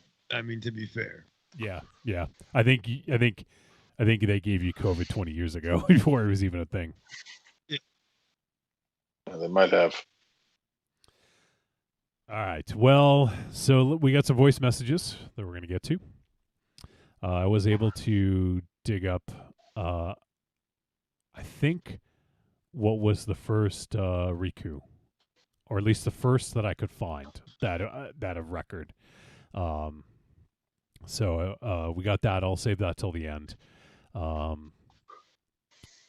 Actually, you know what? Fuck it. Let's do it first. All right. This show is a tribute to Riku. I have no idea what is on this message. This is from episode 302. I could have sworn he called prior to that, but so this may not be his first one, but it just happened to be the first one that the furthest back I could go and find. So let's hear from Riku and see what he has to say. And might be a little emotional, but let's hear. Hey, Trick or Treat Radio, it's Riku. So I know it's been a little while. Been really busy with the new God of War game and a bunch of other games coming out. By the way, the new God of War game is really good so far. You should check it out. Anyway, happy episode 300, belated. I've just been busy and I hadn't been able to call in. Glad you made it to 301 and 302, so it didn't end up being the penultimate episode. I loved the shirtless MZ last week. That was great. Good picture flying around Twitter. Happy Aries is on a lot lately. He brings something to the show, whereas the show is a nice stew of flavors, but with Aries in there, it gets a bit of a kick. It's a little spicy, you know. Anyway, that's really about it. Oh, I was curious if Mars had heard about the RPG, the tabletop RPG called Urban Shadows, done by Magpie Games. It's a really interesting, dark fantasy urban setting, and it's run by powered by the Apocalypse system. I don't know. It's, from what I've seen of it, it looks really fun, and I was curious if you tried it. Anyway, that's it for me. Talk to you guys later. Bye. Well, unfortunately, yeah. It's always weird, right? You say that, talk to you guys later. Yeah. Assuming that you'll talk to your friends again. But it was really good to hear Riku's voice, and that obviously was not his first, because I knew he'd been calling a lot longer. But I started to write people's names in the messages that I got from them so I could find them later on, like this, like a situation like this. But it must have been, his first one must have been before I did that. So, but Aries, you did get some props. You're spicy. I'm a spicy meatball. And Rocky says his voice was always up and made you feel good. I gotta agree, man. Like, I always just loved hearing what he was into. Like, he was a passionate dude. He liked his games. He liked his anime, and I was always excited to hear what he was gonna talk about. And he always had an interesting insight too about the show. And he was always honest too, right? Like, saying he liked hearing Aries on the show, or I think he'd call people out once in a while. So, you know what? Maybe we'll do another one of those again, and maybe during the week I'll try to see if I can round up his first voice message. But it actually was a pretty appropriate one, I think. So yeah, you could tell that was one of his earlier ones, because as the months continued and the years continued, when he did phone in, he would say, he would add a little personality to the way he said his name. He said, like here he said, "Hi, this is Riku." Then when, as we progressed and as he progressed, he goes, "Hey, this is Riku." So he got a little bit more comfortable with calling in and telling us what's up. And so, yeah, that was definitely one of his earlier ones. And he also talked about how he hadn't, he'd been busy and hadn't had time. That's it's totally understandable. We all are like that. But it also sort of brings something to mind that you never know when you may not have a chance to talk to somebody. If you end up being busy or don't go to a Woo Sox game with your friends and then they're not around. Sorry, I'm just picking on you now. But, like, that's one of the things, right? Like, you just never know when someone just may not be there anymore. And, as Riku said, talk to you guys later. Obviously I wish that we could talk to him later, at the next Blackout Tapes or something. But unfortunately, that's not the case. So I don't know. I'm trying to say something kind of profound, but I'm having trouble finding the words. But just reach out to people. Yeah, I know everyone is busy. Everyone has their own things. But go ahead, Raven Shadow. I mean, let's take it back to the late great Eric Draven, man. Nothing is trivial. Yeah. Yep. A message, a chat, hey, what up, dude, or whatever the fuck. So Raven Shadow, that actually brings me to the thought: why don't you should probably message people instead of having them message you? Okay. I have anxiety, Johnny. You do not. Did you miss his message? Yeah. Wait. Did I miss it? I heard it. You heard it, but did you miss it? I know the blank stare, even behind those glasses, I can see it. No. I understand you speaking English, but do I miss that I will never hear him again? Yes. Well, not him, just people in general. The fact that you won't message people, you could be missing your last interaction with that person. I do message people, but like sometimes I just need to be. But you have anxiety. I do have anxiety. You need to get beyond that, or you're going to miss your last interaction with people. All right, well, if someone's going to invite you to a ball game, you're going to say no, and then you're never going to see that person again, and you're going to kick yourself. Will you fuck you, MZ? Will you message me if I message you? Yes. Will you? It might take him a while, but oh God, Jesus Christ! Yeah. Who's the goose now? What do you mean, who's the goose now? When was the last time you messaged me and I didn't get back to you? Yeah. You do, but sometimes you're mad about things. And I'm mad about things. I'm mad about everything. Get over it. Mad about you. Oh my God. All right, next message. I love Belinda Carlisle. I'm gonna send you a dick pic. Rocky says Raven Shadow messages me all the time when the smoke is full. He's the Doctor Strange of the herbal verse. I like that. Oh shit. Also, Rocky said he was doing a big bong salute. A bong hit salute, I mean. Nice. For Riku. All right, well. 21 bong salute. 21 bong salute. 21 bongs. That would be something. Fire!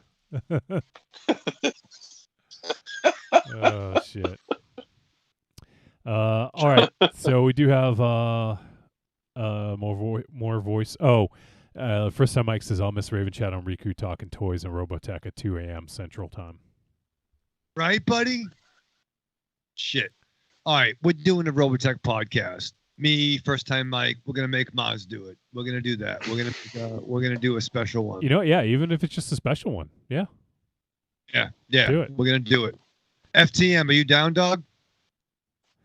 I'll message you. Okay. Oh, look at this! Look at this! I'm proud of you. All right, I'm gonna be more present. All right, because of Aries, I'm gonna be more present, and I will message first time Mike and see if we can make this happen. Right now, while the message is playing, go ahead and type.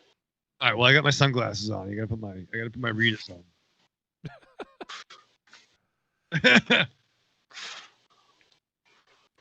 All right. So, Rocky says 21 bong salute for those about to blaze. Fire! Evil Corny says, Wolfie, I talk to Raven Chat at least once a week. He, Rocky, and Slagoth have helped me through some shit this last year. Yeah, man. It's a fucking Quarantine Titans, dog. Why don't you join, Aries? I wasn't invited to the party. You are invited. You know that. How do I know that? You're in a group chat. I'm not involved. I tell you, but you say I'm not a fucking team player.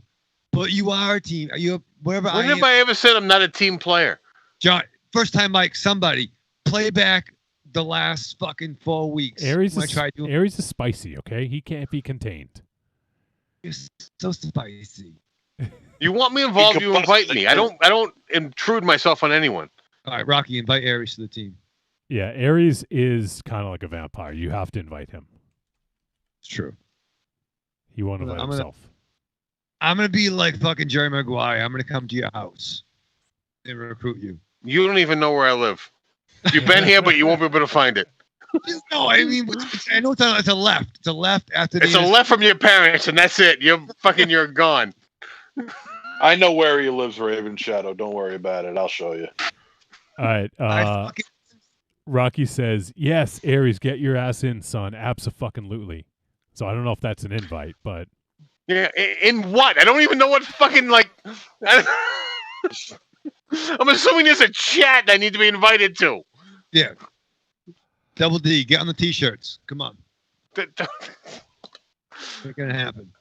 I don't need a shirt. No, you're getting a shirt. all right, let's go to another voice message. Let's hear from our boy down under. We're gonna hear from Tim from Melbourne. Tim Chuma. Unbelievable. Tim from Melbourne again. Just really quiet. I mean, the sleep trying to get the Alfred so overnight. Just a couple this week. I saw the Cliff Walkers, which is the new Zhang Yimou film, retitled for Impasse overseas. One guy in the hat shoots another guy in the hat. A lot of snow. Nice movie, but I didn't think it had enough snow.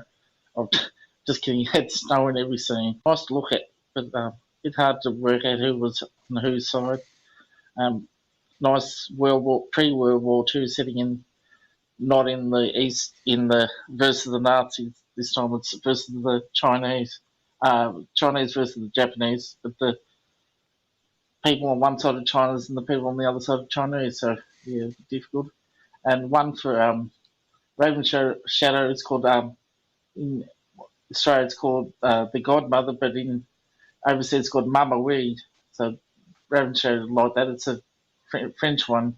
Isabelle Huppert stars as the police translator who ends up stealing the weed off a courier and selling it herself.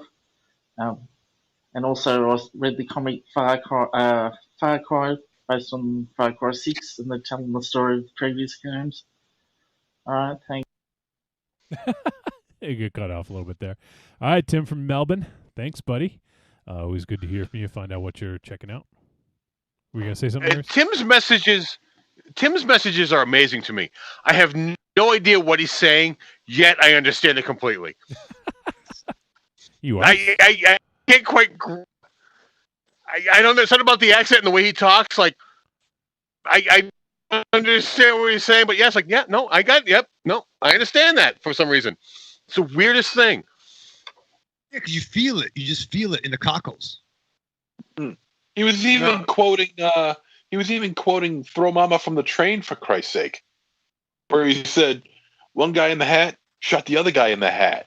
Yeah. Well, only you would pick up that fucking reference. Hey, what can I say? I love that movie.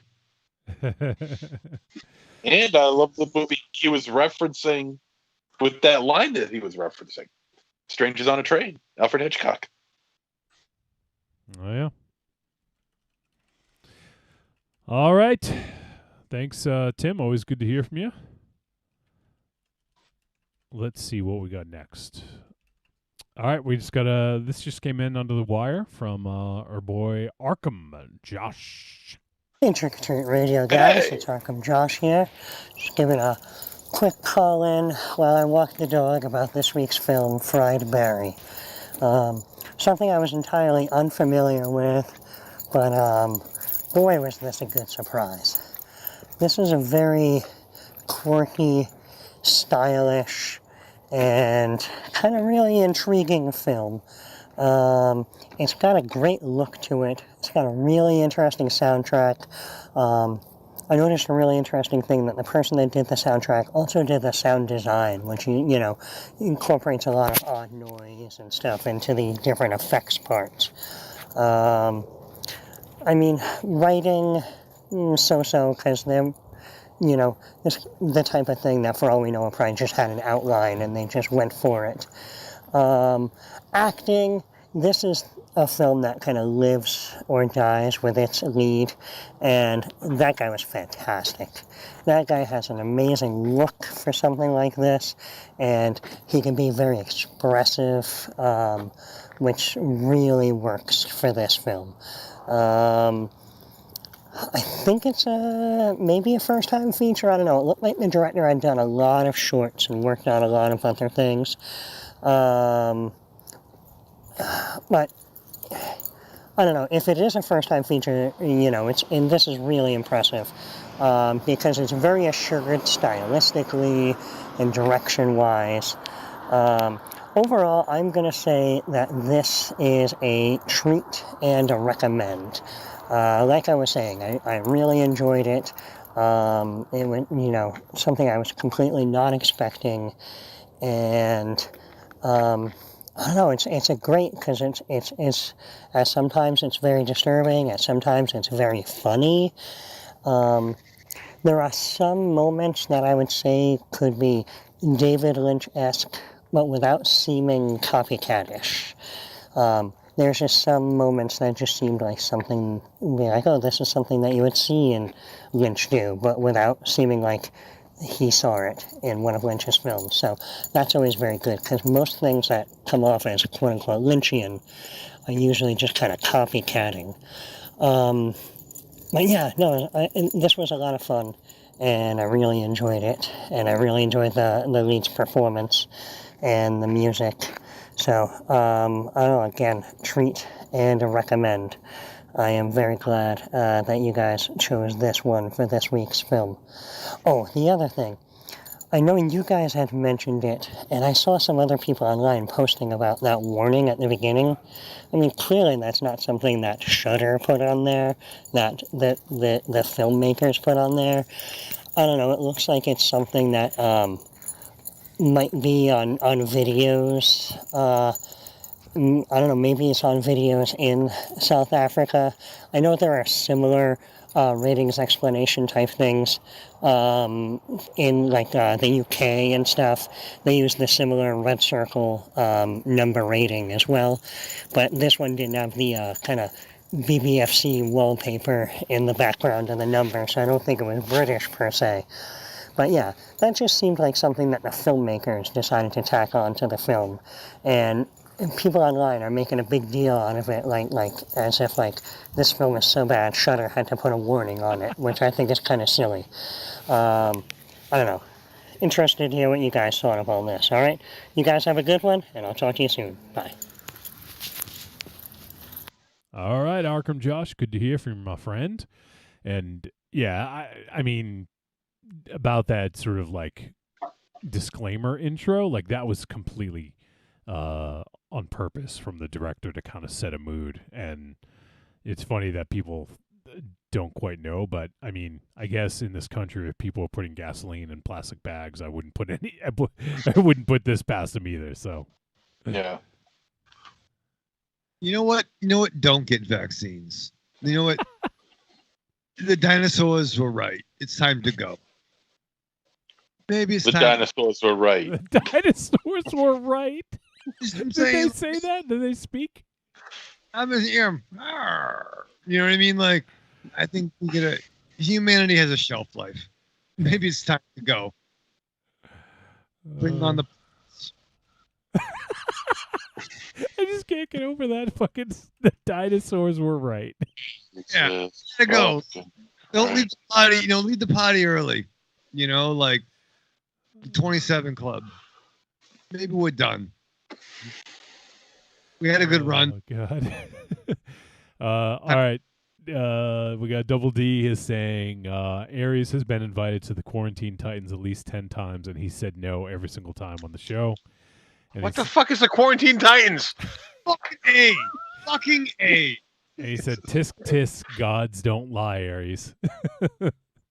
And then he also said, I already ordered you a Maru shirt, Aries. Welcome to the club. Oh, yeah. Oh, the fucking day I wear that motherfucker. Yeah. See, to Double D, you listen. All right, we got one more voice message. Not quite sure who this is from, but let's give it a listen. I think there's a video portion that goes with this, so I'll play it after the message. Coming this summer to every unauthorized venue in Massachusetts, the One-Man Kiss Experience featuring Michael Raven Shadow, only known as Fuck.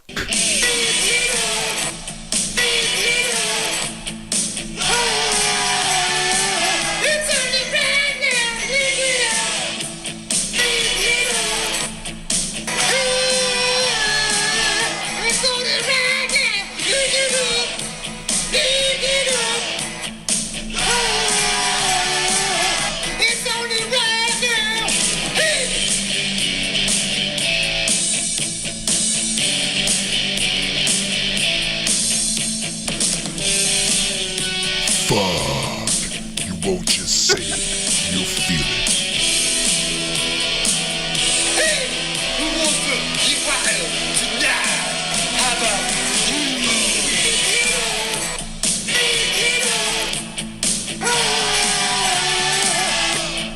Brought to you by Aries, God of Tours Entertainment.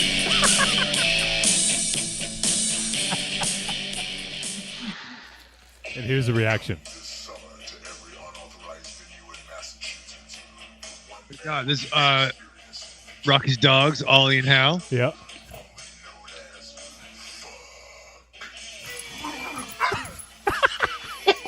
Yep, that seems about right.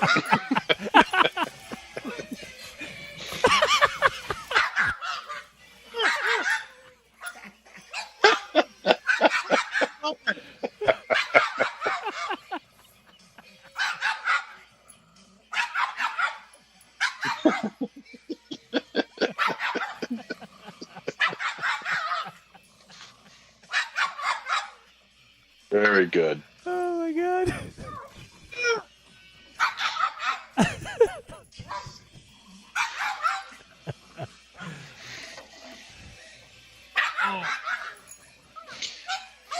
Wow. They do not like that. I scared some pugs. So all right, Rave Chow, tell us about that. So yeah, a couple weeks ago, well, you know, I mean, I talked to Rock a lot, and we were having conversations, and I somehow That sounds like an ice cream flavor. Rock a lot, rock a lot, rock a lot. I talked to Rock a lot. Yeah. Did he contact you, or did you contact him?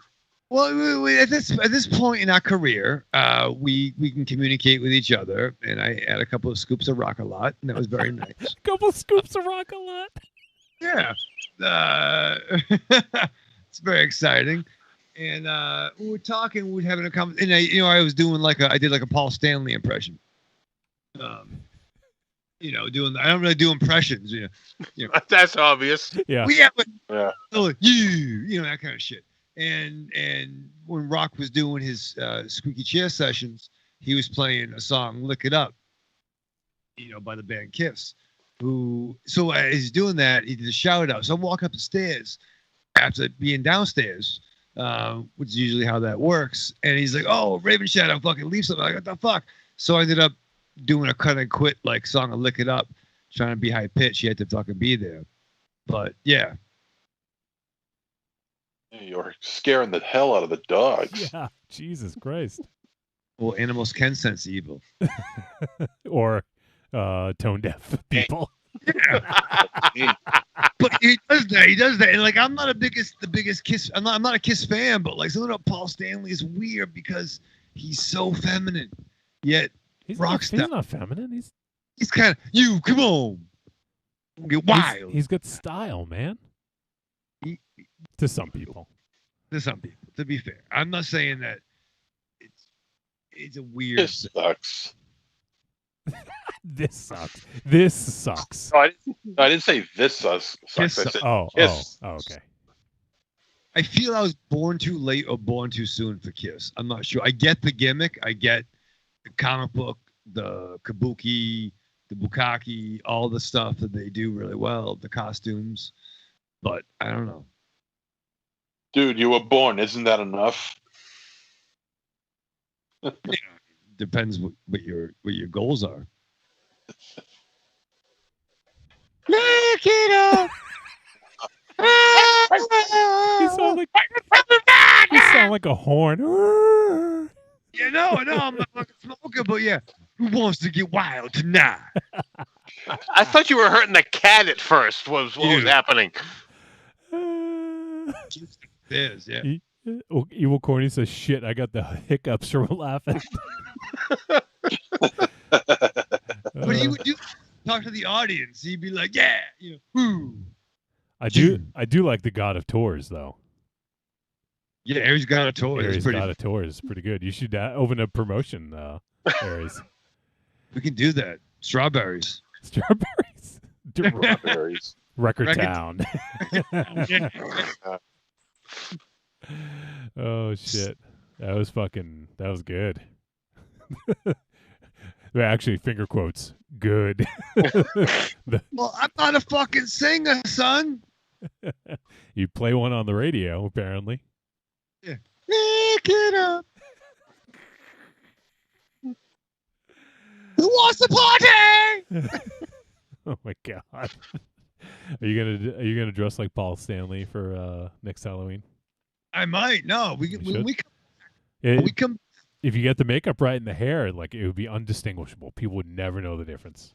Like, who's that guy? You'd have to shave your beard though. Yeah. Yeah, no. Kabuki makeup and facial hair don't go hand in hand. Yeah, no, he'll just have to Cesar Romero it and just go right over. Thank you, Aries. Cesar Romero. Fuck it. Is that Raven Stanley? Raven Stanley. Oh shit! It's only right now. Yeah, you get and you got to have the guitar around your waist and not play it very much. That's what I would do because I can't play guitar, so I would just do that. I would like clap, like. He would have the guitar there, no strings. Oh my god! Wait, are you doing Paul Stanley or are you doing Buffalo Bill? What's going on here? Sure. Look like you're doing the tuck dance there. You just use a Guitar Hero guitar. I do. I'll do the fucking lefty flip, son. Johnny, come over and just film me. What? No. Whoa! There we go. Just film me doing stuff. Nope. Come on. Definitely not. Nope. Things just got awkward. Nope. I'm gonna vax that ass up on Saturday. And just come over in 2 weeks and just film me. We'll just fucking film each other, dude. Wow. No, it's not weird. It's not weird. It's not it is, though. It is. It is. And you're making it weird. Hockey. Did you say hockey? I said Rocky. I know he's from Canada and all, but... Yeah. It's not fucking... Dr. Chris was laughing at your Buffalo Bill.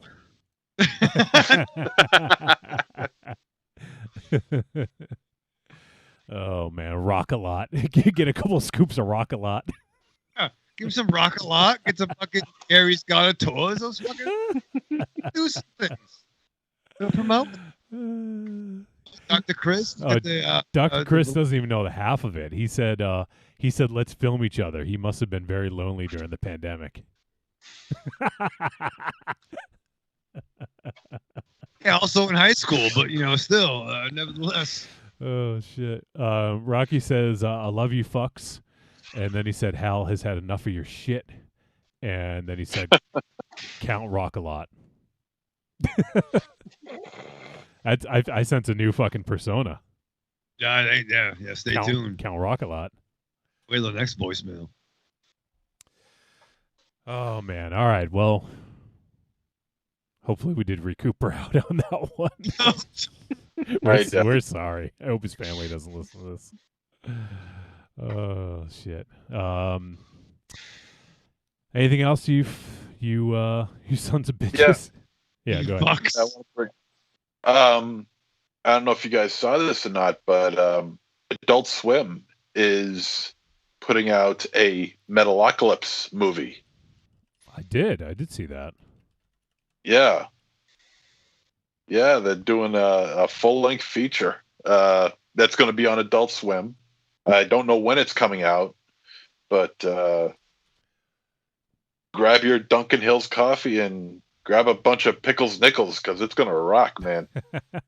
I wonder if Brendan Small is involved. I hope so, because I think he had a falling out. I think he is. I'm looking to see if I can see any info. And I guess the end of season 3 or 4 rather didn't go out on the high note that it should have. So this movie is going to take care of that. All right. It does say that the new movie is created by Brendan Small and Tommy Blanca, which is the original creative team, which is fucking awesome. Okay, great. I wasn't sure because I know that there was a falling out between Brendan Small and I don't know if it was Adult Swim or whomever it was, but yeah, I'm glad to hear that. Yeah, I can't wait. I mean, I watched Metalocalypse during the pandemic, and I just binge watched it all and just laughed my ass off and forgot how funny it was. Oh yeah, so good. It's so good and everything. And now that I hear that this movie's coming out, I can't wait. It's gonna be gory. It's gonna be violent. There's gonna be heavy guitar riffs. The soundtrack is gonna be killer. You know that. Didn't I thought they did a movie like for the final thing, unless I was mistaken. I remember they put out like a long episode. I'll have to look that up. Season 4? I don't know if it was season 4. I just remember that it was something. I'll look it up and see. I can't remember what it was called.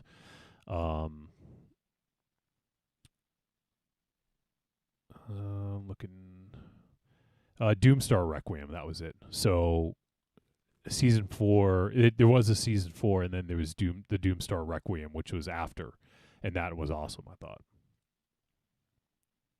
So it was like it says a 1 hour rock opera special picks up directly after the season 4 finale, and sometimes listed as a 13th episode of season 4. Oh, nice. So if you haven't seen, did you see that? The Doomstar Requiem? You should check that out. It's fucking awesome. Yeah.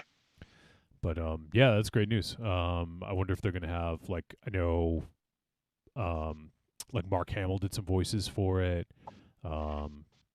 Malcolm McDowell did some voices, so I wonder if they're going to bring a lot of those guys back. Bring back Dr. Roxo. I do cocaine. Yeah. Did you watch that, Raven Chat? I can't remember. You know what? I didn't. I've seen a couple episodes, maybe on clips. It was that weird transition era where I didn't watch that. I didn't watch Aqua Teen Hunger Force. I didn't watch Venture Brothers. It was that weird time where I was in a different continuity. I think I know Metalocalypse more from.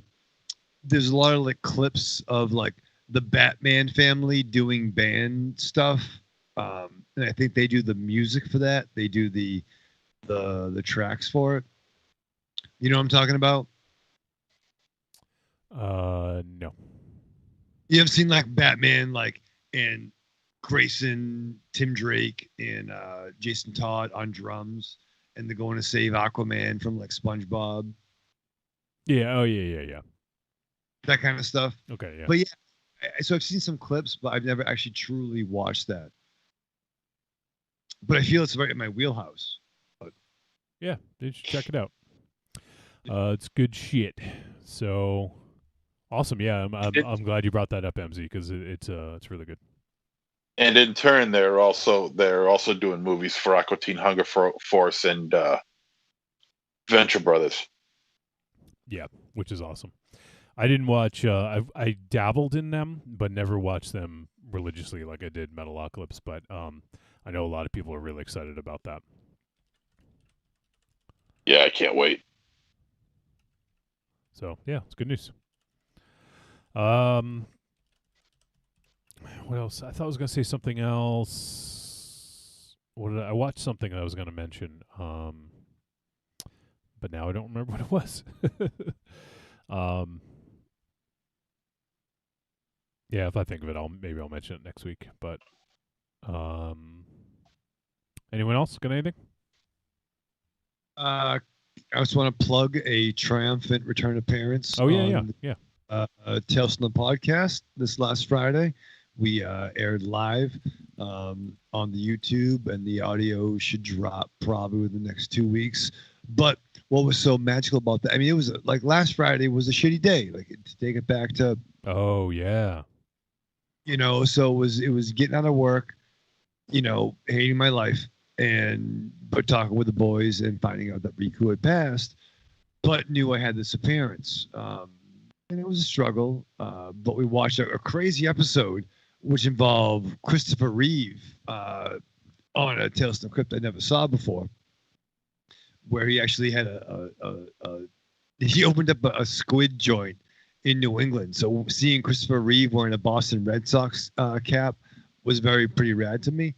But as we did the show with JB and his co-host Jack, Mark Sheets from Paranormal Punches is watching live. So 10 minutes in, Mark Sheets jumps on the show. So he's there, not having watched the episode, but now he's a part of it for the duration. And we went completely off the rails. Bunch of laughs. It was crazy. It reminded me like a Trick or Treat Radio episode, especially like the old days. So check that out if you're into the various shows, Paranormal Punchers, Tales from the Podcast, obviously Trick or Treat Radio. Check it out. It was a blast. Definitely some bromance stuff going on. So it was for a shitty day. It was a nice moment of laughter and clarity. So nice. Thank you, JB and Jeff. Awesome. Well, glad to hear that. Cool. Yeah, so go check it out when it drops. If you want to hear Raven Shadow, hang out with those dudes. And Dr. Chris says, up late working on the Kickstarter for Vlada. You guys are keeping me entertained. All right, happy to help, my friend. Good luck on the Kickstarter. I saw it just went live, so good luck, man. Yeah, dude. Rocky says, Raven Shadow can go out on a Paul Stanley high note in full codpiece and heels. Thank you. That's true. That's all he wears. Oh, when I come to Canada, we're fucking dressing up, brother. We're gonna cosplay. I don't think you have the balls to wear heels. You don't fucking think so? Nope. I tell you right now, I would have. Okay, I'll do that. I'll get some heels. If you get a fucking 11 and a half, I'm not sure where you get that, but I'll do that. All right, well, in Canada. All right, let's wrap this shit up. Let's say our goodbyes, starting with MZ. Arrivederci, douchebags. Aries? Goodbye. Raven Shadow. Riku, I miss you, brother. I'm not sure what more I can say, but thank you for everything, my man, and till that next time. Live fast, love hard, survive with your mask on. And Rocky says, fuck yes, I'm cosplaying Aries dressed as MZ. All right. That'd be weird. Yeah, that'd be very weird. Would you do the Cesar Romero with that, Aries? Or would you with the beard? Yeah. That would look very like a very long face. Why such a long face, Aries? Yeah. I could see it. I could see it working. All right. So, yeah, well, that is going to do it. So we appreciate everyone who tuned in this evening. Everyone who left a voice message, and especially Raven Shadow for doing a Paul Stanley impersonation for Rocky to capture. That was fucking weird. All right. But yeah, we appreciate it. Everyone who tuned in live, and everyone who will listen to the podcast on whenever you hear it, when it drops. And also big thank you to all of our Patreon supporters for keeping the show going. One in particular, though, this week is Riku, and he'd been a supporter for several months now, and it was most appreciated, and we're gonna miss him. And who knows? I don't know how this fucking world operates. Maybe then one day down the road, right, Raven Shadow? Same. So, all right. Well, everyone out there, just tell people you love them. Don't be too busy to reach out to people who may need help or may just want to talk to somebody. I mean, I know we're still in the pandemic. I know it's easing up, hopefully soon, but a lot of people went through some rough stuff this year, and it's never a bad idea just to reach out and say hey to someone. You never know when the next time might be the last. So Rocky's doing one more hit for Riku. Rocky's gonna be so fucking high tonight. So yeah, just tell people love them and say hi to, just reach out to people because you never know. All right. Well, that is gonna do it for this episode. We appreciate all y'all tuning in. Next week for episode 460, we'll be talking about In the Earth from filmmaker Ben Wheatley. Check it out and leave us a voice message. See ya.